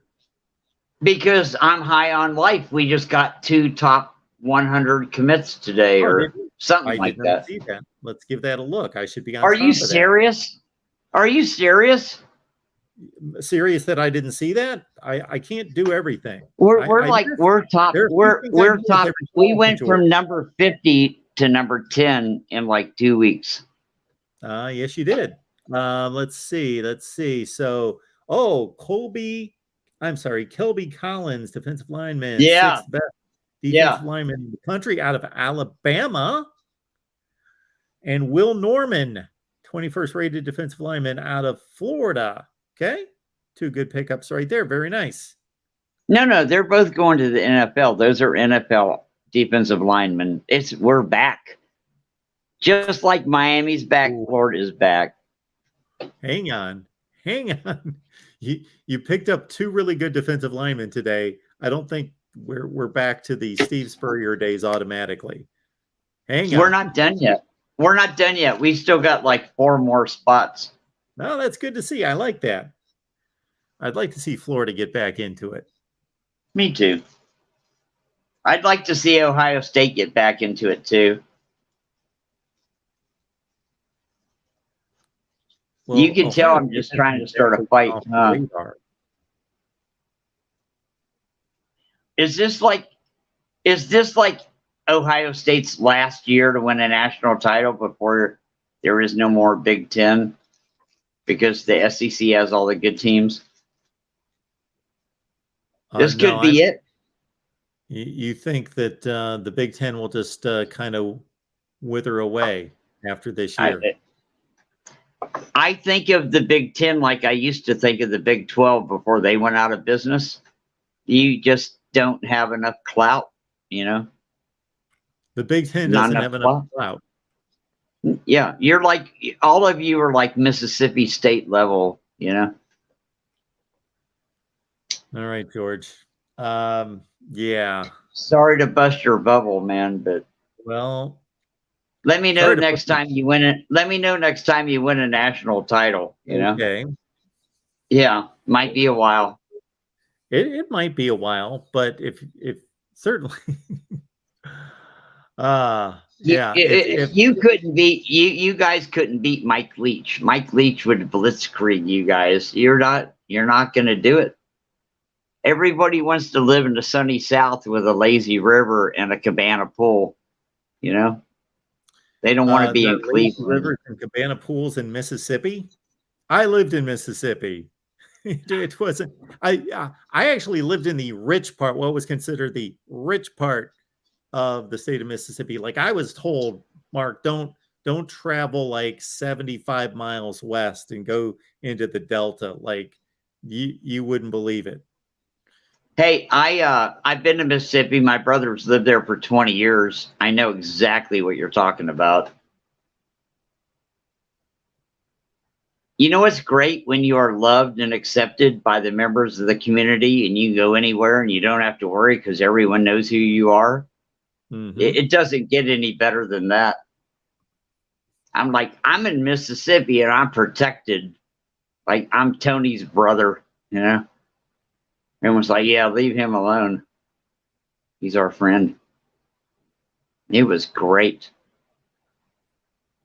Mark, I went from Oregon to Mississippi. Yeah. And in Oregon, you can't smoke in the state. It's against the law to smoke in Oregon. You know that, right? Yes, sure. So I go to Mississippi and I'm in the convenience store in my brother's town. And there's a guy smoking a cigarette walking around in the convenience store while he shops. So I know what's going on immediately. And I take a cigarette out of my pocket and I light it up too. So now there's two of us smoking in a convenience store. This is like 5 years ago, you know. And then I went in the back, I bought a beer and I went in the back room at the convenience store and there was a pool table and there were people in there smoking marijuana underneath the outtake valve of the air conditioning system. And I sat there and drank my beer and smoked my cigarette and shared marijuana with those people in a convenience store in Mississippi. Everybody moved to Mississippi. It's absolute freedom. Nobody bothers you. They leave you alone. God bless Mississippi. I love that place. It's the last bastion of freedom in America. All right, George, we got two people actually, I believe, that are waiting to talk about what are we talking about tonight? Oh, college football. We're talking about college football. No. We were talking about Florida's great recruiting day and how Mississippi can probably beat Ohio State if they have to. All right. Yeah. I love you guys. Remember to write me in for president because if I'm called upon, I will serve. Okay, very good. There so you the go. same Mississippi State team that couldn't beat Texas Tech or Memphis last year, they're going to beat Ohio State. Okay. All right, George. Have a good night. I'm just giving you false hope. All right. Let's keep going. We got Porter on the line. Porter, how's it going? I got to follow George. My gosh. That's like you do. Step it up. Like following the Beatles or Elvis or that's tough. Tough act. So, yeah. In fact, I'm hoping that George comes down to Jacksonville. George, I hope you're listening. We tailgate kind of near the news station right there between the stadium and the river in Jacksonville. Please come by our tailgate. I'd love to have a beer with you. So, go Gators. Not really, but hey. I think I bring getting back to kind of what I guess one of the themes of tonight is why don't other conferences have the pride that the SEC has? Yeah. And I think I bring a neat perspective. My mom is from Indiana. She went to IU. Okay. My dad is also from Indiana. He didn't go to a Big Ten school, but they were, raised up there. Anyway, we would go back to Central Indiana for Christmas. And there was one Christmas where I got a present from my grandmother, and it was every single pennant from the Big Ten. They were nice pennants. They were, cloth, kind of those old timey ones. And my grandmother was just so happy when she gave that to me because she knew how much I love sports. And then follow that up. Go ahead. Excuse me. And then follow that up with, we moved into a neighborhood in Metro Atlanta when I was 5 years old. And then 1979 comes a few years later, and it's the year that Ohio State made the run to the Rose Bowl with Schleister. And, Alabama was undefeated. They played Arkansas earlier that day in the Sugar Bowl. And Alabama needed Ohio State to lose that night in the, and I know you and I have talked about this. I know what a heartbreaking loss that was to Southern Cal. But I remember my mom I went to in my old neighborhood in Metro Atlanta, we had, January 1st was like this day where everybody watches football the whole day, all the bowl games. And that's kind of where I developed my love of college football, just those type of interactions. And obviously here in the South, they love college football. So that was already embedded in everyone that I was at this party with. And I was just young. I was only 10. But the thing is, my mom, I'll never forget this. My mom, before I went out the door to go to this party, she said, now make sure you pull for Ohio State because we're Big Ten people. We need Ohio State to win the national championship. And that always stuck with me.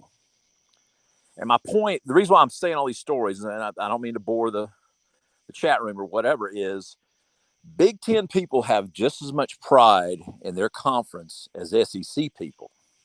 They just don't have all the championships and all the varied teams that have won championships. That's why you don't see that Big Ten pride as much as you do the SEC. So I always remember those kind of anecdotal examples of that kind of, hey, we're Big Ten people, we root for the Big Ten. So you're kind of rolling your eyes or kind of scrutinizing what I'm saying. Do you not agree? I somewhat agree. So I do believe that SEC football fans generally have, and I've got no way to measure this. This is just based on what I see on television, what we discuss here, what I've known, what I've perceived, and what I've experienced by living in the Midwest for half of my life, living in the Northeast, working for a certain company for half my life, but 7 years covering SEC football, and not covering it like I cover it now, covering it on the sideline, in the press box, in the locker room, all that. I do think that because of a number of things that we've talked about tonight, there being NFL teams, well-established historical NFL teams in the Midwest, it's just everybody only has a certain amount of attention span and time in their lives to devote to entertainment / sports. So it's only natural that if you have an NFL team, and the NFL is the most popular sport in America, that your attention, your pride, all of that is going to be taken up to a certain extent.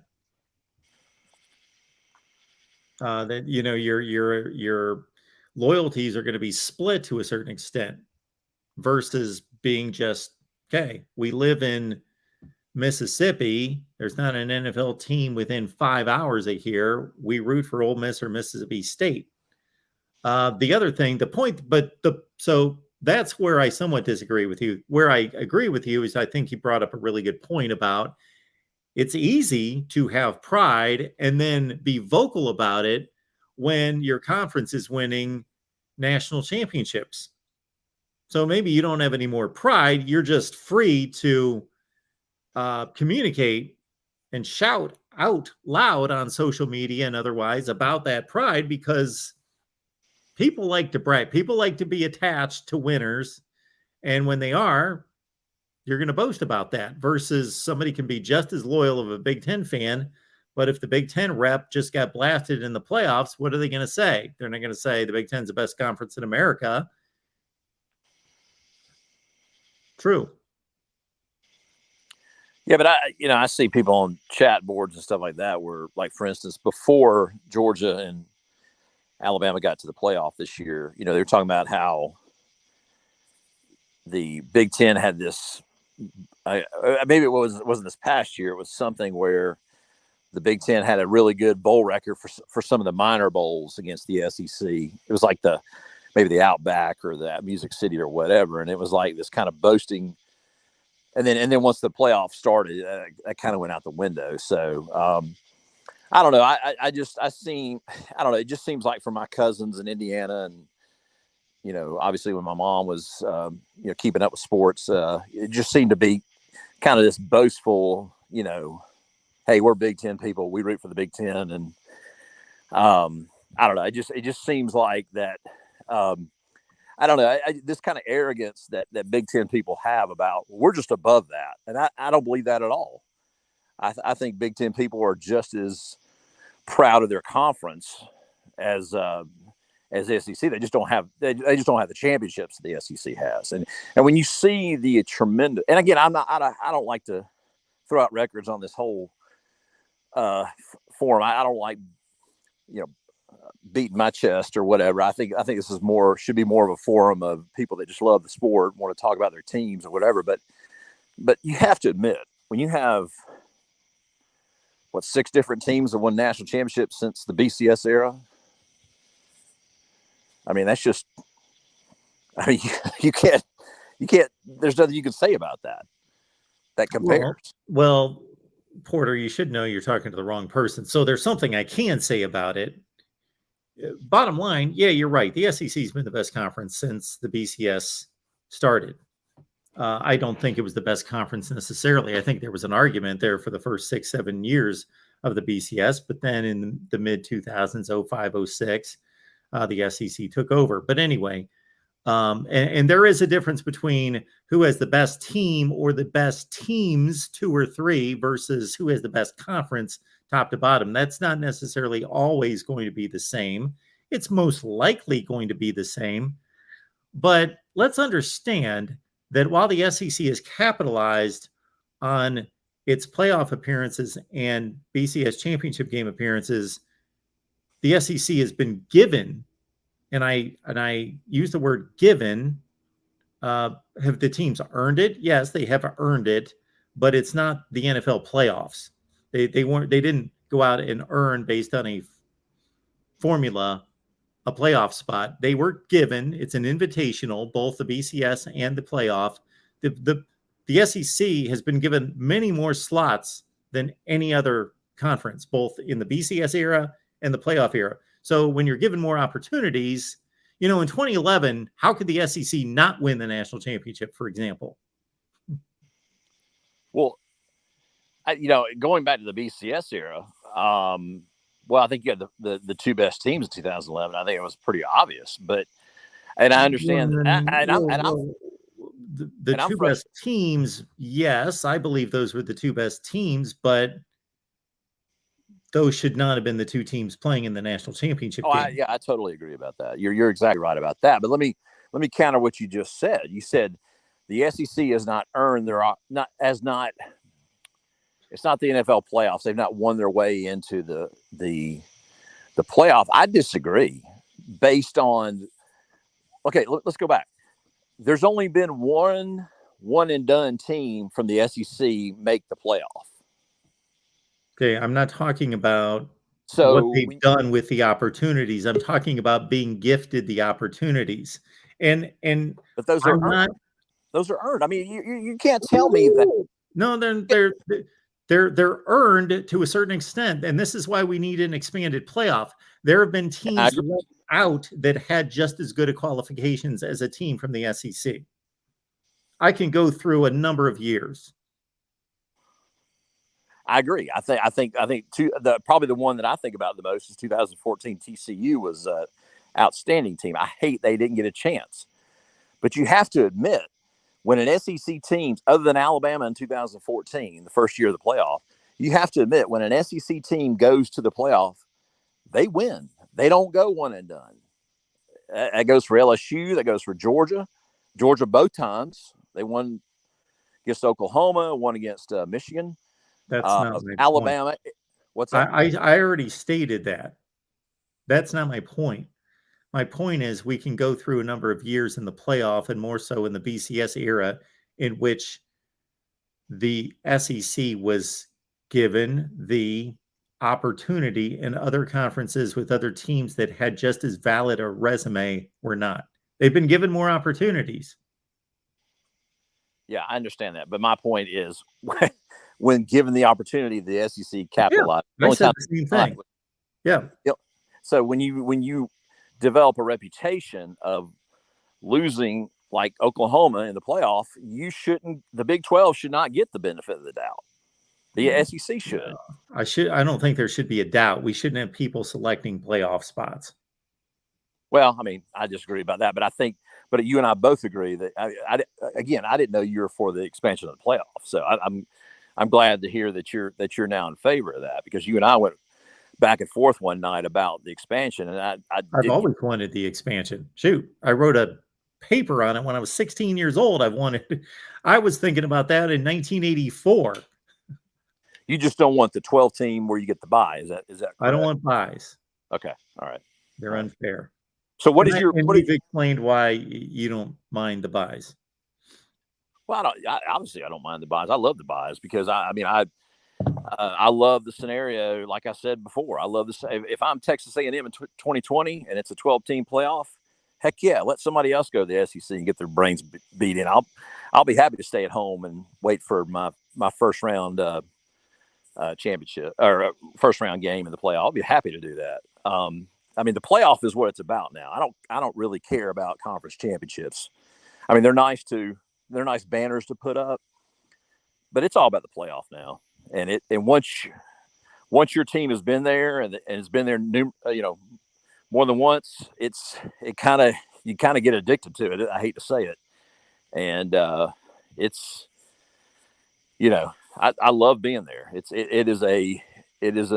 It's an amazing event, but I am for expansion. So what do you want? An 8-team playoff? Well, before I answer that question, I wish in a way that we could go back to, and I know I push hard on here, playoff, expanded playoff. I've been talking about it since I started the channel. That was 12 years ago. And like I say, I wrote a paper that was probably that thick in 1984 when I was like a junior in high school on expanding the college football playoff to 16 teams. Anyway, but part of me wishes when you say conference championships don't mean anything, you know what? In a sense, you're right, but I hate that. I grew up thinking the Big Ten championship was everything. And thinking, you know what? I even knew at the age of 9 or 10 years old, this whole national championship thing is a bit of a joke. I even realized that at like 9 years old, thinking, who are these knuckleheads that get to vote on this? And I could even look and say, they beat them and them. Why are they there? These guys don't know what they're doing. Shoot, I was freaking 9 years old. And I could figure out that a bunch of newspaper AP writers didn't know what the hell they were doing then. So I was like, this national championship thing is a joke. I got to find out the next morning after New Year's Day who won the national championship. Well, that's a joke. And now in 3 weeks, I'm going to watch the NFL playoffs and the Super Bowl. That's the way. Oh, yeah. So I was more like, okay, Big Ten Championship, Rose Bowl. That's what matters. And I wish we respect could that. get I mean, back to that, because a conference championship should mean the SEC championship should be enormous. And maybe we should just leave everybody out, just conference championships. And then you know what? That conference championship would mean everything. yes, it would. But I don't see that ever happening. I think you're going to go to at large. Oh, it's not going to happen. No. So what is your model then? What do you want? If we got to play in video games and these guys didn't get hurt and we didn't need to worry about them playing too much football, I'd go 16 teams. I'd love that. Yeah, I agree with you. That's not fair to the kids. That's too many games. So it's 8. 8. Okay. So 5 conference champions and then 3 at-larges? 3 at-large, either with or without the group of 5 being formally included or excluded. I don't care. Do it one way or the other. I don't want them to be in this vague place where, are they included this year? No. Yeah, they're good enough. No, they're. I don't want Cincinnati playing a crappy schedule, but they get in because they're undefeated. I don't care. Either way, either the best group of 5 gets in, and that's their one spot, or exclude them completely and say, we don't care if you beat everybody 60-0. Nobody's getting in from the group of 5. Play your own playoff if you want to. Yeah. One or the other.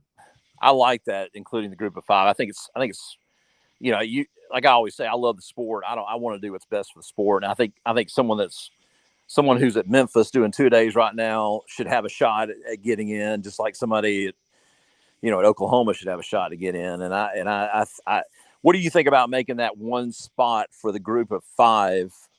They have to get within. They have to be at a certain ranking to get into that spot. No. We're going back to putting power into the hands of people voting on rankings. I don't trust those people.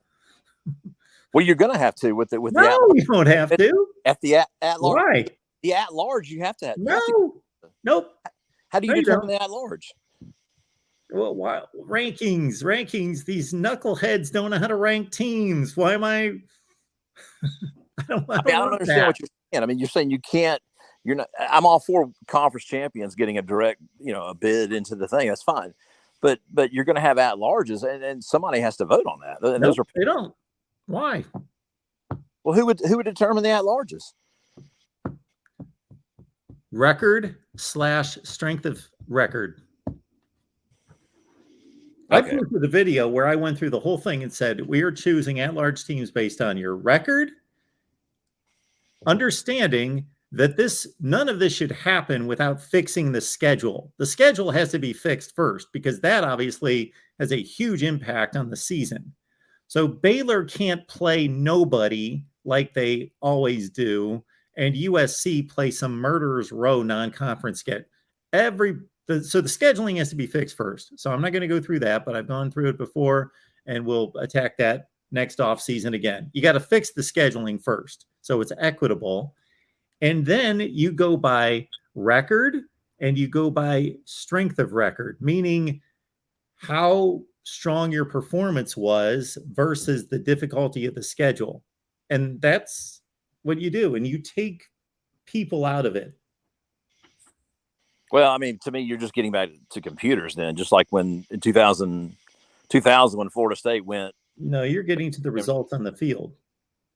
Well, Florida State lost to Miami, but Florida State played for the national championship. I mean, that was a computer-generated mistake in 2000. It wasn't a... I'm not 100% on this, Porter, but I'm almost positive, because I've looked into this, that there is no BCS championship game outcome, meaning the 2 teams that were selected that weren't selected by the people. The vote was 2/3 of the deal.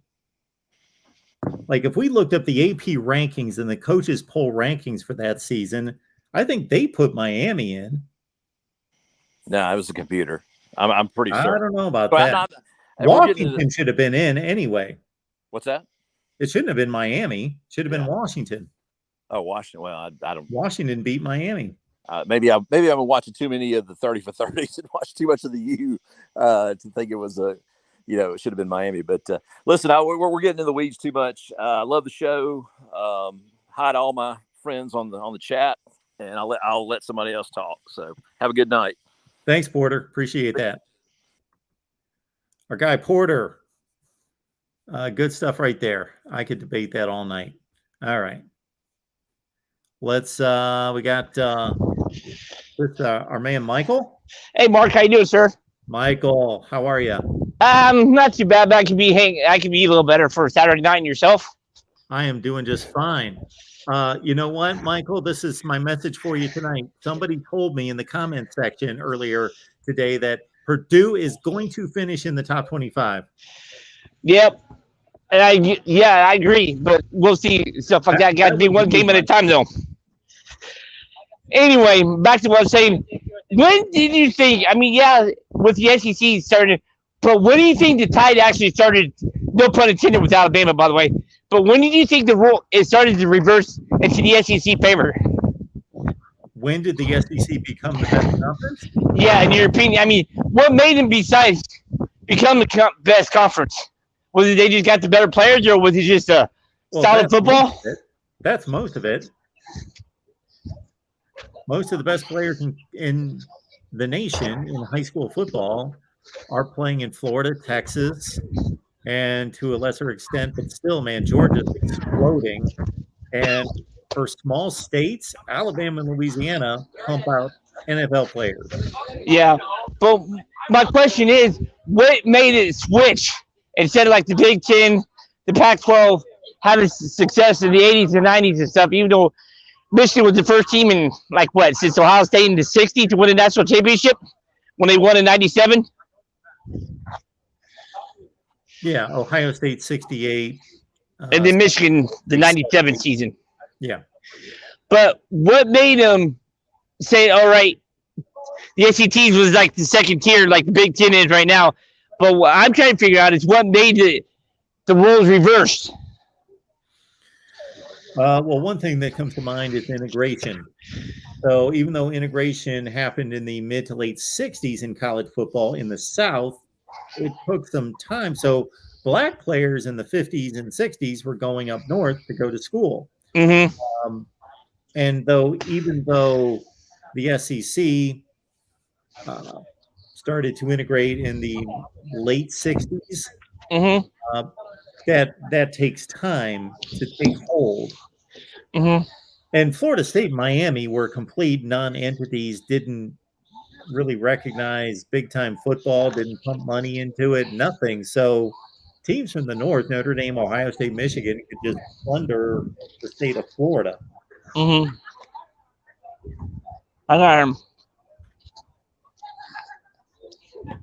Coming.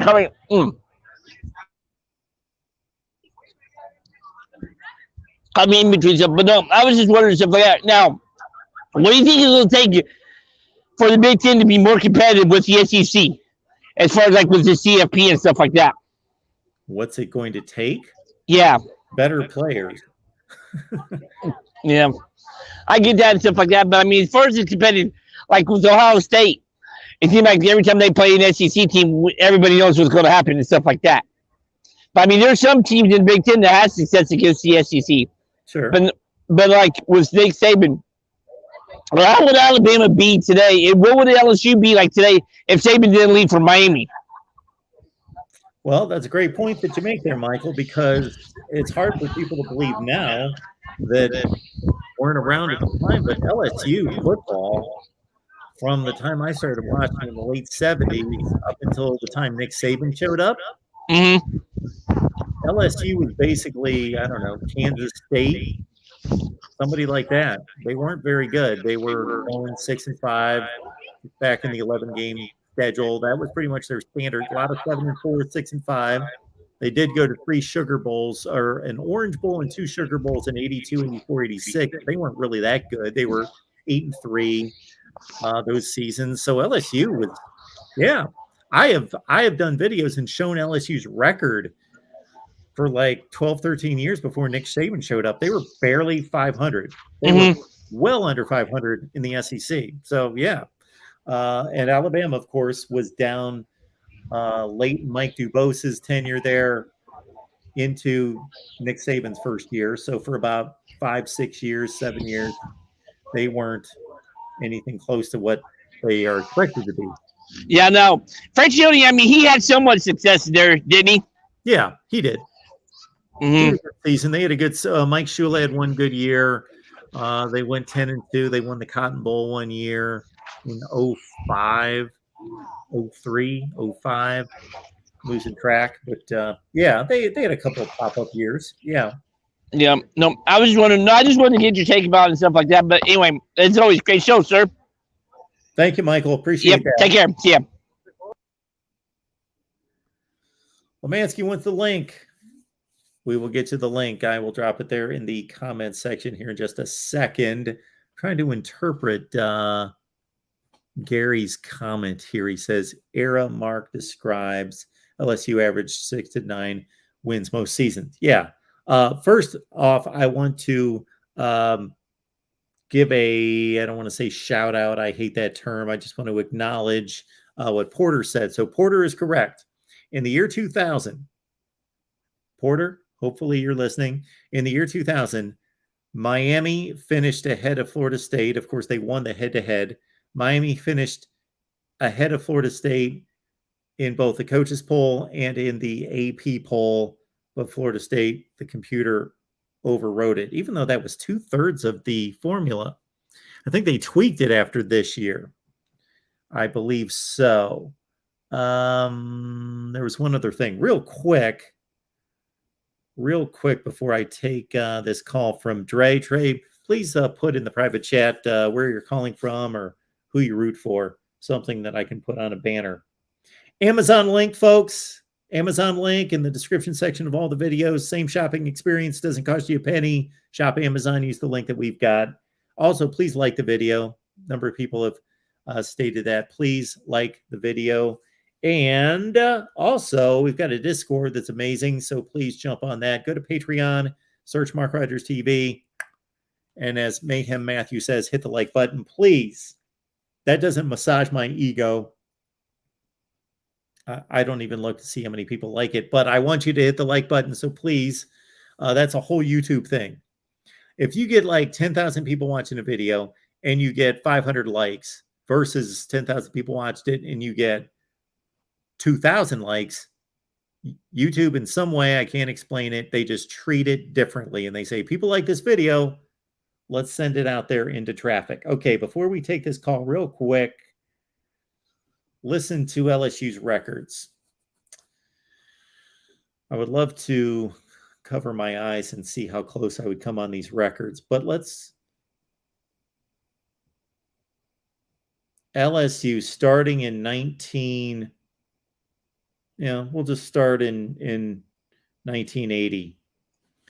7-4, 3-7-1, 8-3-1, 4-7, 8-3-1, 9-2-1, 9-3, 10-1-1, 8-4, 4-7, 5-6, 5-6, 2-9. Can you imagine LSU 2-9, 92, 5-6, 4-7, 7-4-1, 10-2, 9-3, 4-7, 3-8, 8-4 Saban's first year.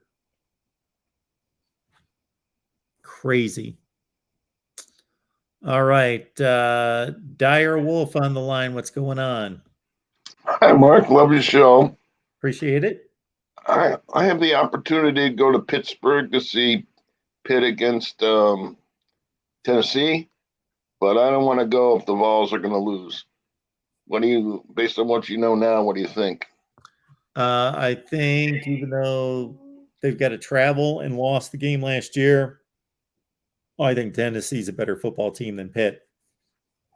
Okay. And then I found your show during COVID, enjoyed it a lot. And I've never really been to an SEC. I've never been to an SEC game. I've never been to a college game with like more than 30,000 people, let's say. Yeah. So I'm thinking of going to either Knoxville well, this will put you on the spot, or Lexington to see a game. Which, if you just like would have picked one for a nice Saturday, game with like 100,000 people in the stands, which one would you do for a first timer, say?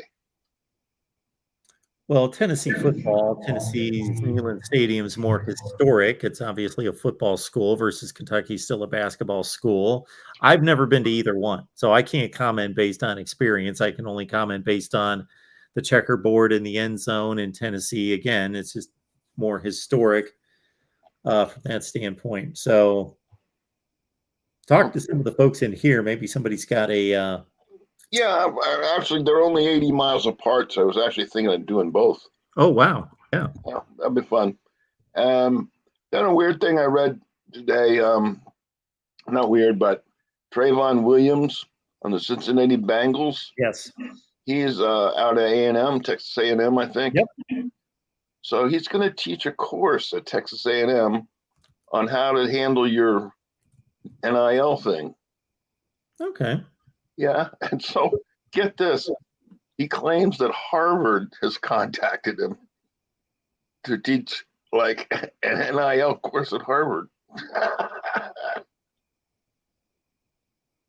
Good for him. Yeah, I know, but it's kind of interesting, all of a sudden Harvard's reaching down to Texas A&M to figure out how to deal with all this. Yeah, that's kind of interesting. I don't know whether their angle is on how to deal with it or just that this is a big new That's wave it. of society, and they just want something. Yeah, it may be some academic who's just studying, some economics professor. Yeah. Trying to figure out how this is going to work. Yeah. So. Yeah, I would think it's more about that. Okay, well, I just want to say that enjoy the show again, and the Amazon link thing works. I've tried that a couple. I haven't spent much money there, but I know how it works now. You don't have to buy the floating A&M helmet. And yeah, that's I was forced to do something to put up there. So I know, but I get it now. But when that first thing came up, I said, I don't want no A&M helmet. I've looked into swapping that out, and it was just such a complicated process. I was like, whenever you swap it to somebody else, won't like that, But anyway, I'm looking forward to a good season. Bye now. Thanks, Dire Wolf. Appreciate that. All right, let's keep it going here. The voice of college football and a big USC fan, of course, Timmy Trojan. Tim, how are you? Good. How's it going? I'm doing just fine. Is that a Cleveland Indians hat? Yeah, no, it's a major league hat, Mark. No, yeah, it's Cleveland Indians. Yeah, I love this hat. Are you an Indians fan, Guardians fan, former Indians fan, anything like that? You just like the hat? I'm a baseball fan. I got a collection. I have tons of hats. Okay. It just depends on what week you catch me in. Mostly it's always Dodger hats, but Dodger game days, I put my good luck hat on. That's usually the one that's on. It's about as old as the hills. Tim, from 1978 until a couple years ago, you would not find a bigger Indians fan than me. And huge Major League Baseball fan. We could talk baseball all night, I guarantee it. Yeah, no, for sure. I mean, I was a much bigger fan before I started having my kids. Well, yeah. I'm not a big fan now. It's just not enough time especially during the summer. No. With all their sports and everything. Exactly. And they get to the fall, and it's like, do I pick college football or what do I do? Because I got to give the family time. But unfortunately, the Dodgers and Major League Baseball took the hit on that one, and it's kind of more towards college football these days. Yeah, I was called in because you guys were talking about that 2000 BCS game and the computers, and believe me, any USC fans could tell you really quickly that they didn't fix that stuff, because in 2003 USC was number 1 in both polls at the end of the season and got left out. USC finished the regular season number 1 in both polls, and even though they weren't in it when they beat Michigan in the Rose Bowl, there was like the majority of AP voters voted USC number 1, and even 3, even though they're contractually obligated, there were 3. I'd love to know this day who those 3 coaches were. 3 coaches voted USC, even though they were contractually obligated to vote for LSU, they actually voted for USC because that, a lot of people talk about 2004 and 2005 teams, but that Carson Palmer team was just hitting on all cylinders. Mike Williams, that was a really special team. Carson Palmer. I'm sorry, 2003 was Liner. My bad. I'm sorry. Did I say Palmer? Yep. Palmer? I'm sorry. 2002 was the Orange Bowl with Carson Palmer. Yeah, sure. Yeah. So to your point, final AP poll regular season after the conference championship games, which of course was just the Big 12 and the SEC. But anyway, USC had 42 first place votes, LSU 21, Oklahoma 2 in the AP poll. So twice as many as LSU. And then the final coaches poll of the regular season was USC 37, LSU 18, Oklahoma 8. Wow. Yeah. It was pretty bizarre at the time. We couldn't believe it. Like, we're all celebrating, and all of a sudden you don't have to invite to the dance. And so at that point I knew the BCS was the crock of fill in your noun if you want on that one. And then 2008, again, another big USC year, they got left out. It would have been great to see Urban Meyer in Florida play Carroll and USC. Man. That would But have yet been epic. another one sent there. You're talking about, you were talking about all-time defenses. USC did have, they were 9 points a game, that defense. And they had, I think, 8 players drafted in 2009, and then an additional 3 more starters. So basically every starter on that defense was drafted in the NFL. A lot of them played for years and, Pro Bowlers. So, I mean, Clay Matthews, Maluga, and Cushing, all 3 of those guys were on that same defense. Yeah. It was an amazing defense. It would have been a great game. I think it would have been an all-time classic to watch Meyer and Carroll match up on that game. Yeah. I think both years would have been phenomenal. LSU only beat Oklahoma by a touchdown, but it was one of those games you knew who was going to win the whole game. They had control of the game. LSU and USC would have been phenomenal. Like you say, Florida, Oklahoma.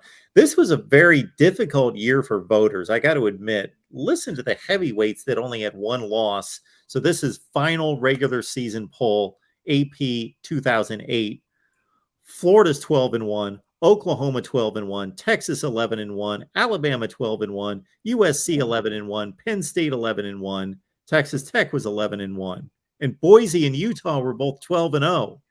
You had a stacked 9 teams that either had no losses, group of 5 type teams, or 1 loss. Heavyweights. That's a strange year. Wow. Is my mic too loud, Mark? No, you're fine. Okay.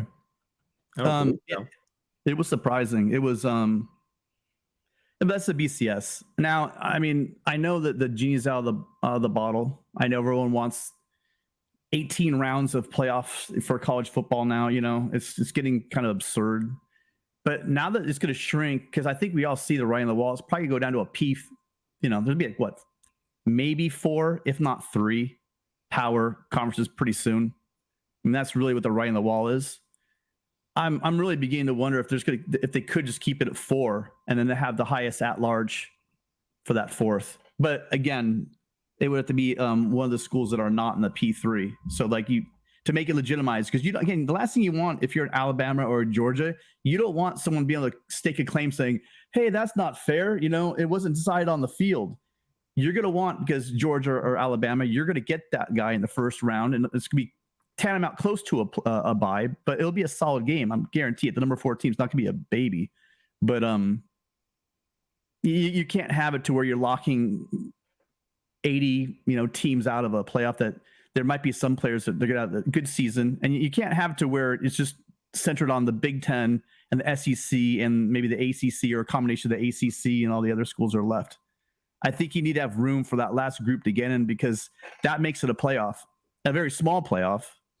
But having 3 to 4 teams each, let's say the SEC gets 3 teams in, the Big Ten gets 2 teams in. You're stacking the teams into like an 8-team playoff, and beyond 8 teams. I mean, why do we need more than 8 teams in a college football playoff? It's absolutely a waste of time. I'm still waiting for a good argument where we need to see the 9th best team in the country playing for the national championship.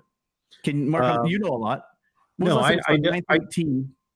I don't have that argument for you. It doesn't exist. The only flimsy argument I would have is when we leave it up to people to decide the best teams are they the 9th best team in the country? Well, according to the rankings, they are. So yeah, when I have put together a 16-team playoff, and when I have taken the standings each year and put that into a 16-team playoff, just to say, look how cool this would be. That's all I'm doing, is saying we'd have a lot of cool matchups. We'd have a lot of Penn State, Florida kind of matchups, or Oregon and Oklahoma State matchups, and Michigan and NC State matchups, or whatever. There are a lot of cool matchups of a lot of good teams, but not national championship contending teams. Yes, 8 should do it. 8 gets all the conference. I just want to see all the conferences represented, regardless of how good or bad people think they are. Each conference should be represented. I agree. Well, so you mean 8 teams? So you're going to play. So you're going to have the 8 conference winners. Is that where you would have? No. Well, currently, the way it's currently constructed, the 5 major conferences. And sorry, and then on an 8-team playoff? Yes. 3 at large. 3 at large.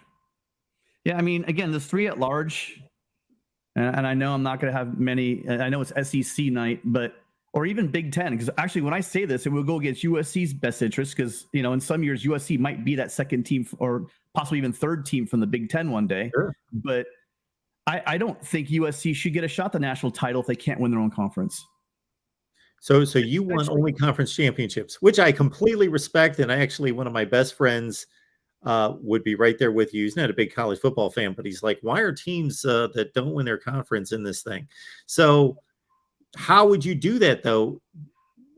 Unless we're playing fantasy land and you can construct college football any way you want in terms of conferences, but we can't do that. We got to deal with the reality of currently 5 conferences, and who knows what it's going to be in 5 or 6 years. It could be 4, it could be 3. How do you do that with only conference champions? Let's take the current situation right now. How would you do it? I would. People are going to laugh. Like, say, well, we've got 9 teams in SEC that are better than those teams, et cetera, et cetera. At this point, honestly, I think that now more than ever, you do need the 8. Because, at least for the next couple of years, because everyone's kind of standing pat. You still have Where are these 8 coming from that won conferences. Are you talking about the Sun Belt Conference champ and the MAC champion? And you got to go G5. Okay, I'm fine with that too. Because and then I know it's 10 conferences though, Tim. Yeah, I don't know. To be honest with you, I will admit my knowledge of the G5, of the G5 conferences. I don't know which G5 is better than. I mean, I know American was great. I know year to year, but you just have them. Whatever the highest ranked G5 champion is of those conferences, right? They get in. The next, right? So the next 3 are stacked with the 3 highest G5. And that does give you, and then how the conference champions work. So this is where it's going to be a little bit of, there is some subjectivity. But again, it's college football. If you make it completely sterile, it wouldn't be college football, would it? You do need a little bit of controversy. So the ranking would probably be the conference highest ranked champion. The seeding is just straight on rankings. Wherever you fall ranked, that's the way you're going to be. But you're in, Yeah. So you have your top 5 from the G5, probably SEC, then a Big Ten, whoever down the line, and then you fill in the last 3 with the champions from the G5. And then we don't have these arguments about Central Florida, etc. And you're right. They are going to get smashed, right? But you know what? If we bring in the 8th ranked team and play them against Georgia last year, they're going to get smashed. We bring in the 8th against Alabama, or you go back, or LSU, they're going to get smashed. Why not give these conferences, open it up to everybody? So at least if you aren't a G5, so you're not getting screwed every year. Like, who knows? Maybe they have this Cinderella season and they may not win it, but maybe they win a playoff game or 2. So this last season, I don't see an argument against it. So this last season, we would have had, first and foremost, people whose minds are going to be blown, but Georgia would not have made the playoff. Well, they lost their championship game. Yes, absolutely. Yeah. So we've got most likely Alabama's the 1 seed, Michigan's the 2 seed. Let's say, I guess, anyway, I won't go through the seedings, but we've got Alabama from the SEC, Michigan from the Big Ten, Pitt from the ACC, Baylor from the Big 12, Utah from the Pac-12. And then we've got the 3 top G5s, which is obviously going to be Cincinnati from the American. And then most likely it would have been, man, I'd really have to think about it. I guess whoever won, Louisiana or Coastal Carolina, won the Sun Belt. And the Mountain West champ would definitely be in there. So that was who won the San Diego State, Fresno State, whoever won the Mountain West. Yeah, I don't know. I really don't know. I don't know. I don't. I should know, but I forget. But the Mountain West is a really good conference. We would know if there was a college playoff like that. And I think they should get that recognition. They play ball. Those kids get beat up at practice just like everybody else. They they play their games, they do everything. And I think Absolutely, that they should be discounted completely. They're in college football. Their division, unless you're going to make it a new division where they're not included in it, right? Then that's fine. Exactly. They are Division I. They're FBS, whatever you want to call it. It's an insult to your point, Tim. It's an insult that we patronize them by saying, yeah, you're playing big time college football, but you have no chance in hell of playing in the playoff. I've said this is one of my favorite lines, that the college football playoff selection committee should have to go to every group of 5 school during the summer, during summer workouts, and show up and meet with the team and say, you know what, congratulations, or, good luck this season. We hope you win every game by 50 points, but even if you do, you have no chance in hell of making the playoff. Yeah, exactly. Yeah. Have a good season. It's and I've never heard a good argument for anybody, including, that Georgia team was insane, but there's been a lot of insane great teams that have lost a game along the way and aren't the national champion. What do you say to from USC? Yeah. Well, what do you say to Alabama? Hey, you guys, good job. You won the SEC. Excellent. You won the toughest conference in the country. You actually beat Georgia, but guess what? We're going to make them, you're 1-1 against Georgia, but we're going to make them the national champion because they won last.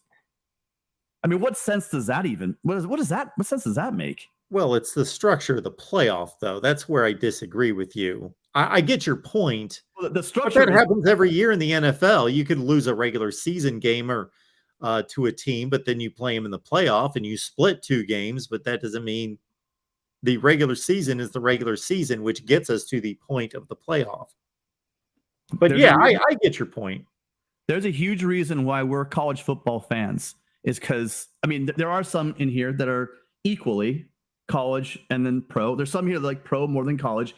And then there's a lot of us, I think, that are here on a Saturday night tuning into an SEC when you're packed, going to the big, and I'm still talking college football. It's because I'm a college football fan. And the reason why I'm number 1 college football fan is because it's not like the NFL. And the more they make it like the NFL, I'm not saying I'm going to stop watching, but every time they start taking more and more what makes this sport special and not the NFL, because let's face it, I don't care how good it gets. I don't care if they go down to, a power like of 24 great college teams. They all play each other and all that. It's still going to be, the ball's not going to be as good as the NFL. So if your goal is to watch the best football, then you're watching the wrong sport. That's the NFL. True. So why are we trying to make college football the NFL? We say, well, they do this in hockey. They do this in baseball. They do this. Yeah, well, we're not hockey. We're not the NFL. Do you know what I mean? As these arguments to me just seem like, are we going to try to ruin college football? Because if we let Fox and ESPN run this thing, they're going to run it into the ground. They're going to commercialize it. It'll be a NASCAR part 2. It's going to be a mess. So college football fans have to start realizing that there's a lot of things that make, the Bulls suck. Who cares? Unless it's the playoffs. The Bulls don't suck. Those kids played hard. They got a bowl game. That should be honored. Game. Yeah, I don't get it. I'd watch bowl games. We're all going to watch Hawaii versus Vanderbilt. That shows you how sick we all are, right? Why are we saying, I'm not going to watch a bowl game? Yes, you are. You're going to watch bowl games. You care about bowl games. It is funny that people talk and they diss the bowl games and all that, but I know this from working in TV for as long as I did, that even though, we're not headed toward a good place when it comes to the bowl games and they seem ridiculous and have ridiculous corporate names and Gasparilla Bowl and all these ridiculous, more people watch college football bowl games than watch anything in college basketball's regular season into the postseason. Like, people watch them. They may not admit it or may make fun of it, but they're watching bowl games. Yeah, for sure. And then Dustin, it's just USC decides to take a decade off every couple of decades, and that's just USC, unfortunately. So it would have been nice. Well, we could have seen. I don't know about peak SEC, but those Florida teams again. That 2008 would have been a great USC, or maybe SEC. We could have seen 2003. We could have seen USC versus LSU that year. I don't know how Oklahoma, and this has nothing to do with current events, but I don't know how Oklahoma would squeak into these BCS games and get absolutely romped. Like we're not maybe the score like you said 2003, but they weren't in that game. 2004, well, why were they in that game? I'm just saying. 03 is the ridiculous example because Oklahoma lost the Big 12 championship game by 4 touchdowns. They lost the Big 12 title game by 35-7. That's how screwed up the BCS computer was. Yes. What's interesting, though, back to the 1 through 8 playoff with the 8 conference champions is basically what you're going to have is you're going to have about the 4 best teams in the country there. Then maybe an ACC champ or a Pac-12 champ or whatever might be more like the 9th or 10th best team in the country and the 11th best team in the country. And I'm just estimating. And then you're going to have this drop that's going to grab like the 30th best team in the country. That's the American Conference champ. And then it's going to grab like the 50th best team in the country. That's the Sun Belt Conference or the Mountain West Conference. But you know what, Tim, to your point, yeah, we are going to see some blowouts. We're going to see some ridiculous, but we already see them. They might be just a little bit worse. They might be more in the 52-10 range. But the first year, Tim, and I don't know if it's going to take 2 years, 5 years, 10 years, that we're all going to be blowing our minds because Louisiana is going to be upsetting Ohio State early in the fourth quarter. And it's going to be like, can you believe this is happening? It's going to be an epic moment in college football history. Yeah. I would like to see all the teams represented. You either say you guys are, like you said, we're not going to rehash it, but there's no argument. We see the number 4 team get smashed. We saw the number 2 team outmatched last year. No offense, guys out there. So, I mean, to say that team doesn't belong in there. Well, I mean, how many of these teams do belong in there? You know what I mean? If you're going to make it a playoff and not an invitational and not a tournament, the teams need to play their way in. How they do it, you have your first round of the playoffs, which would be the SEC championship game, would be the Big 10 championship game, would be the Pac-12, the Big 12 championship, ACC champ. That's your first round of your playoffs right there. So there you go. So in actuality, you are going to be getting this larger playoff. It's called your conference.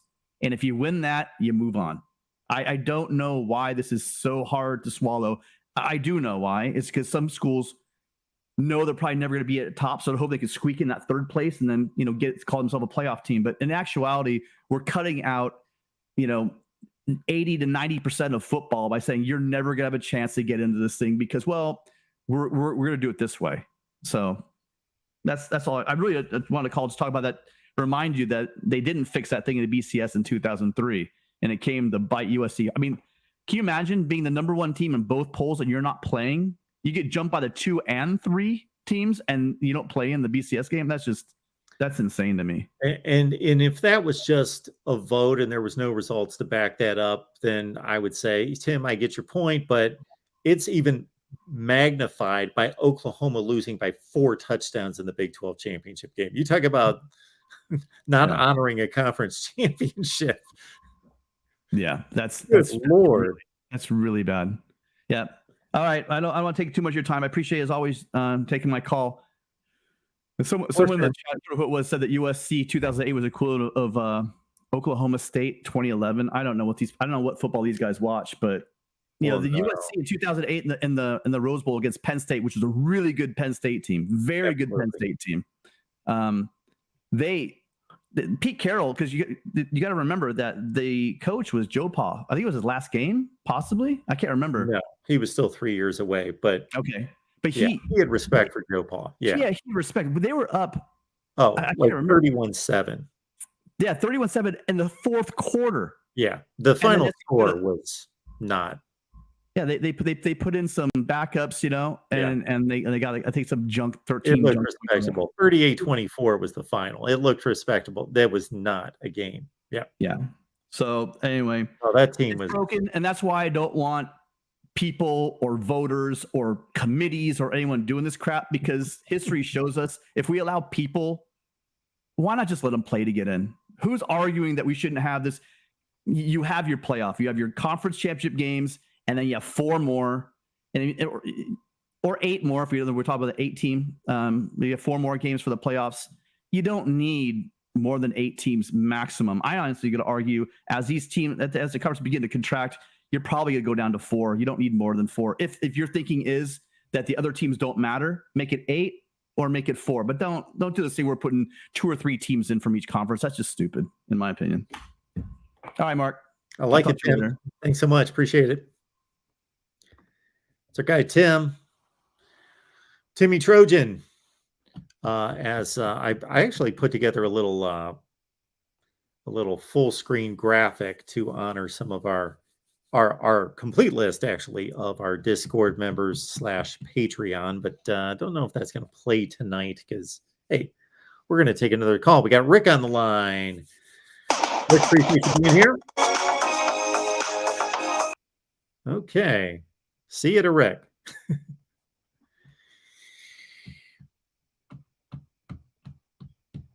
Should I get out my little speech I make every so often? I don't understand how you could possibly think this little of yourself, I guess. I just can't relate to that. To call into a show that you don't care about, that you just found on the internet, or maybe you know about us, but you don't like me, or you just want to be a knucklehead, and you wait that long. You must have waited for 20 minutes. Really? I can't wait 12 seconds to do something. Anyway, so in addition to it just being a dumb thing to do, it's funny that somebody would wait like 20 minutes to play their little Rick Astley song. I hate that I know that, but there were certainly people in my life at the time that loved that song. So and for any of us around in 1989, 88, 89, something like that, 92, whenever it was, somewhere in that range. Remember that horrid song being like the #1 song in the country. But yeah, Rick Astley. So they played that for like, what, 1.5 seconds? Whew. Okay.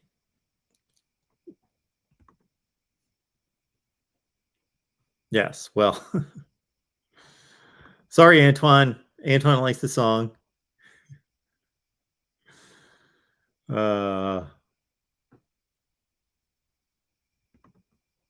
Did dude just rock roll him?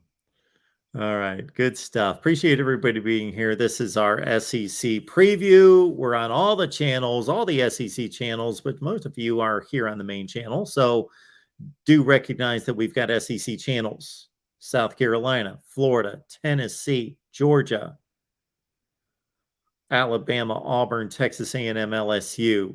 I think I got them all.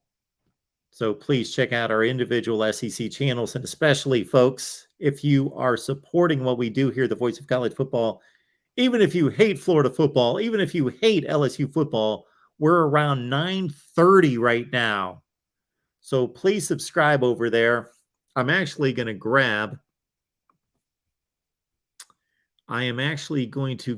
those links and drop them. So please help us out by subscribing to the Florida and LSU channels. Let's get them to 1,000 like now. We've got Florida at 941.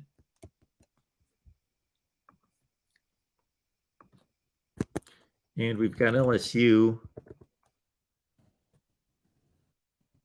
right around the same number. And this is all about building out the Voice of College Football and what we do here. We, as you guys remind me from time to time, work pretty hard to put this together.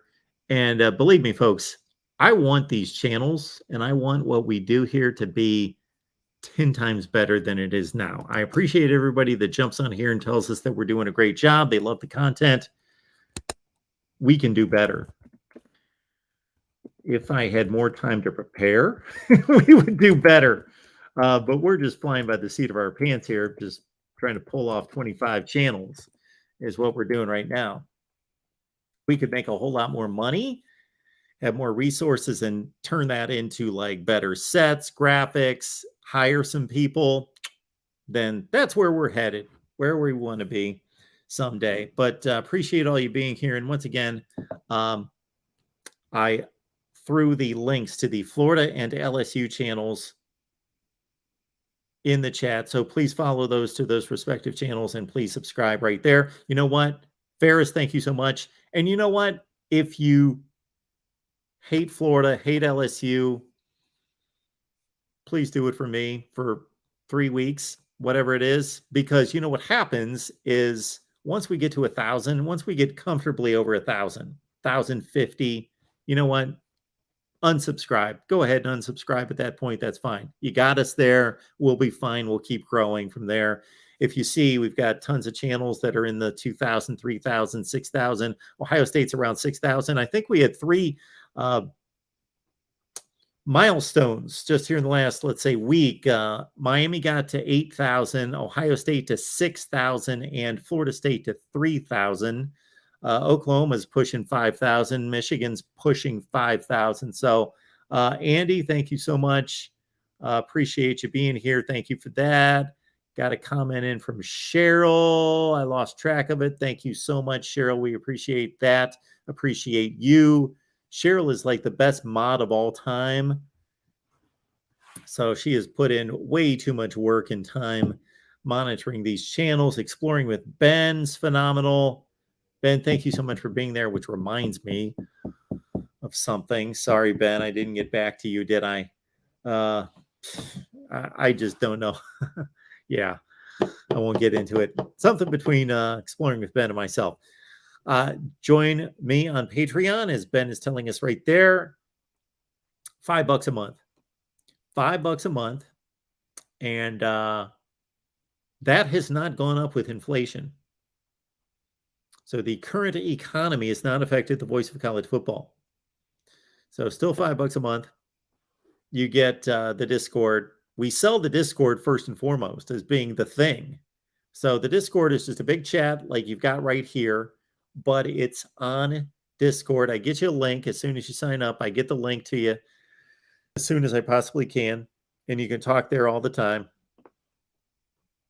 And we've got it broken down into an SEC chat, Big 10, Big 12, ACC, Pac-12/10, then a national chat. And then One Scoop John suggested, hey, let's have another chat where we can talk about other stuff, movies or what's going on in our lives or whatever. And I said, heck yeah, we'll do that.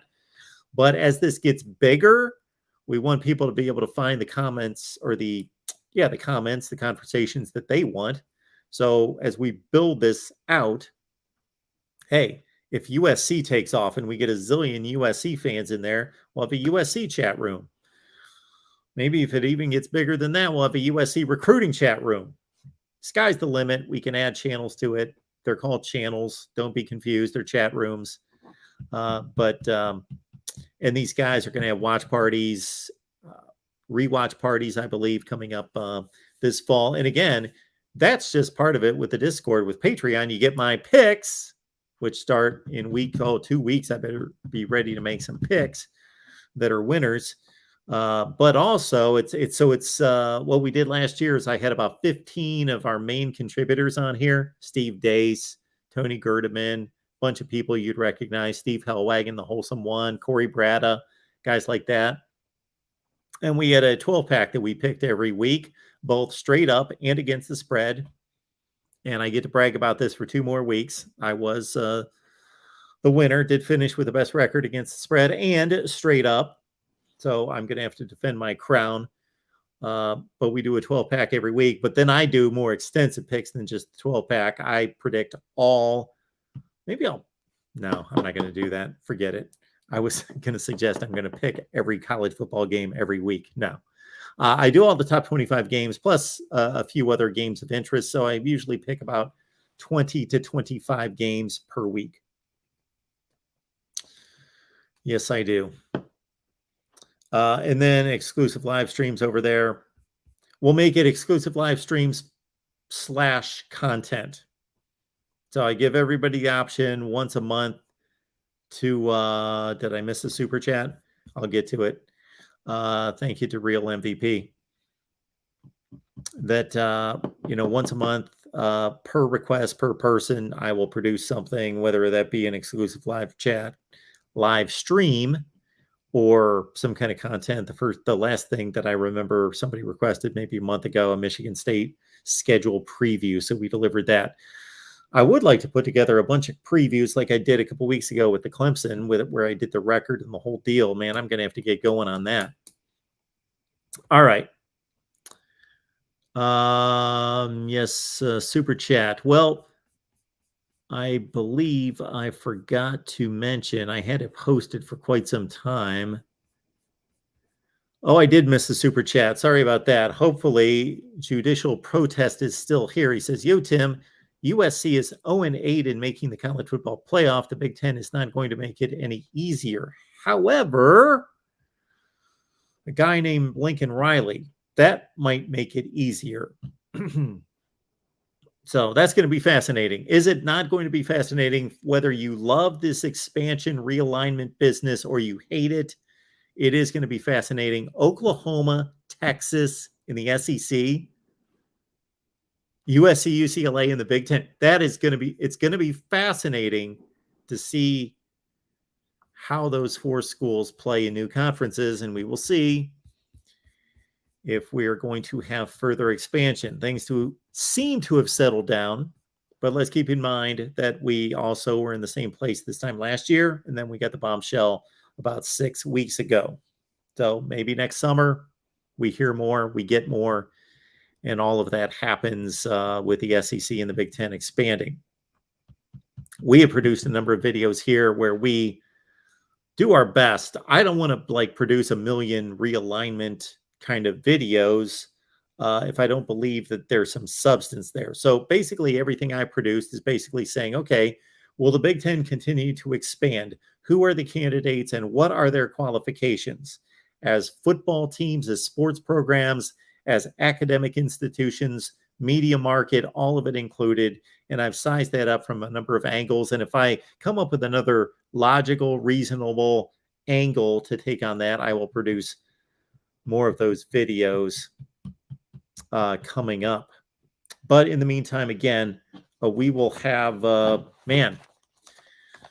we will have week 0 coverage here. 2 weeks from tonight, we will be here talking college football with all of you. We will do Nebraska post game. We've got Hawaii and Vandy. We've got Illinois on the field against Wyoming. Not the biggest games in the world, but college football, guys hitting each other.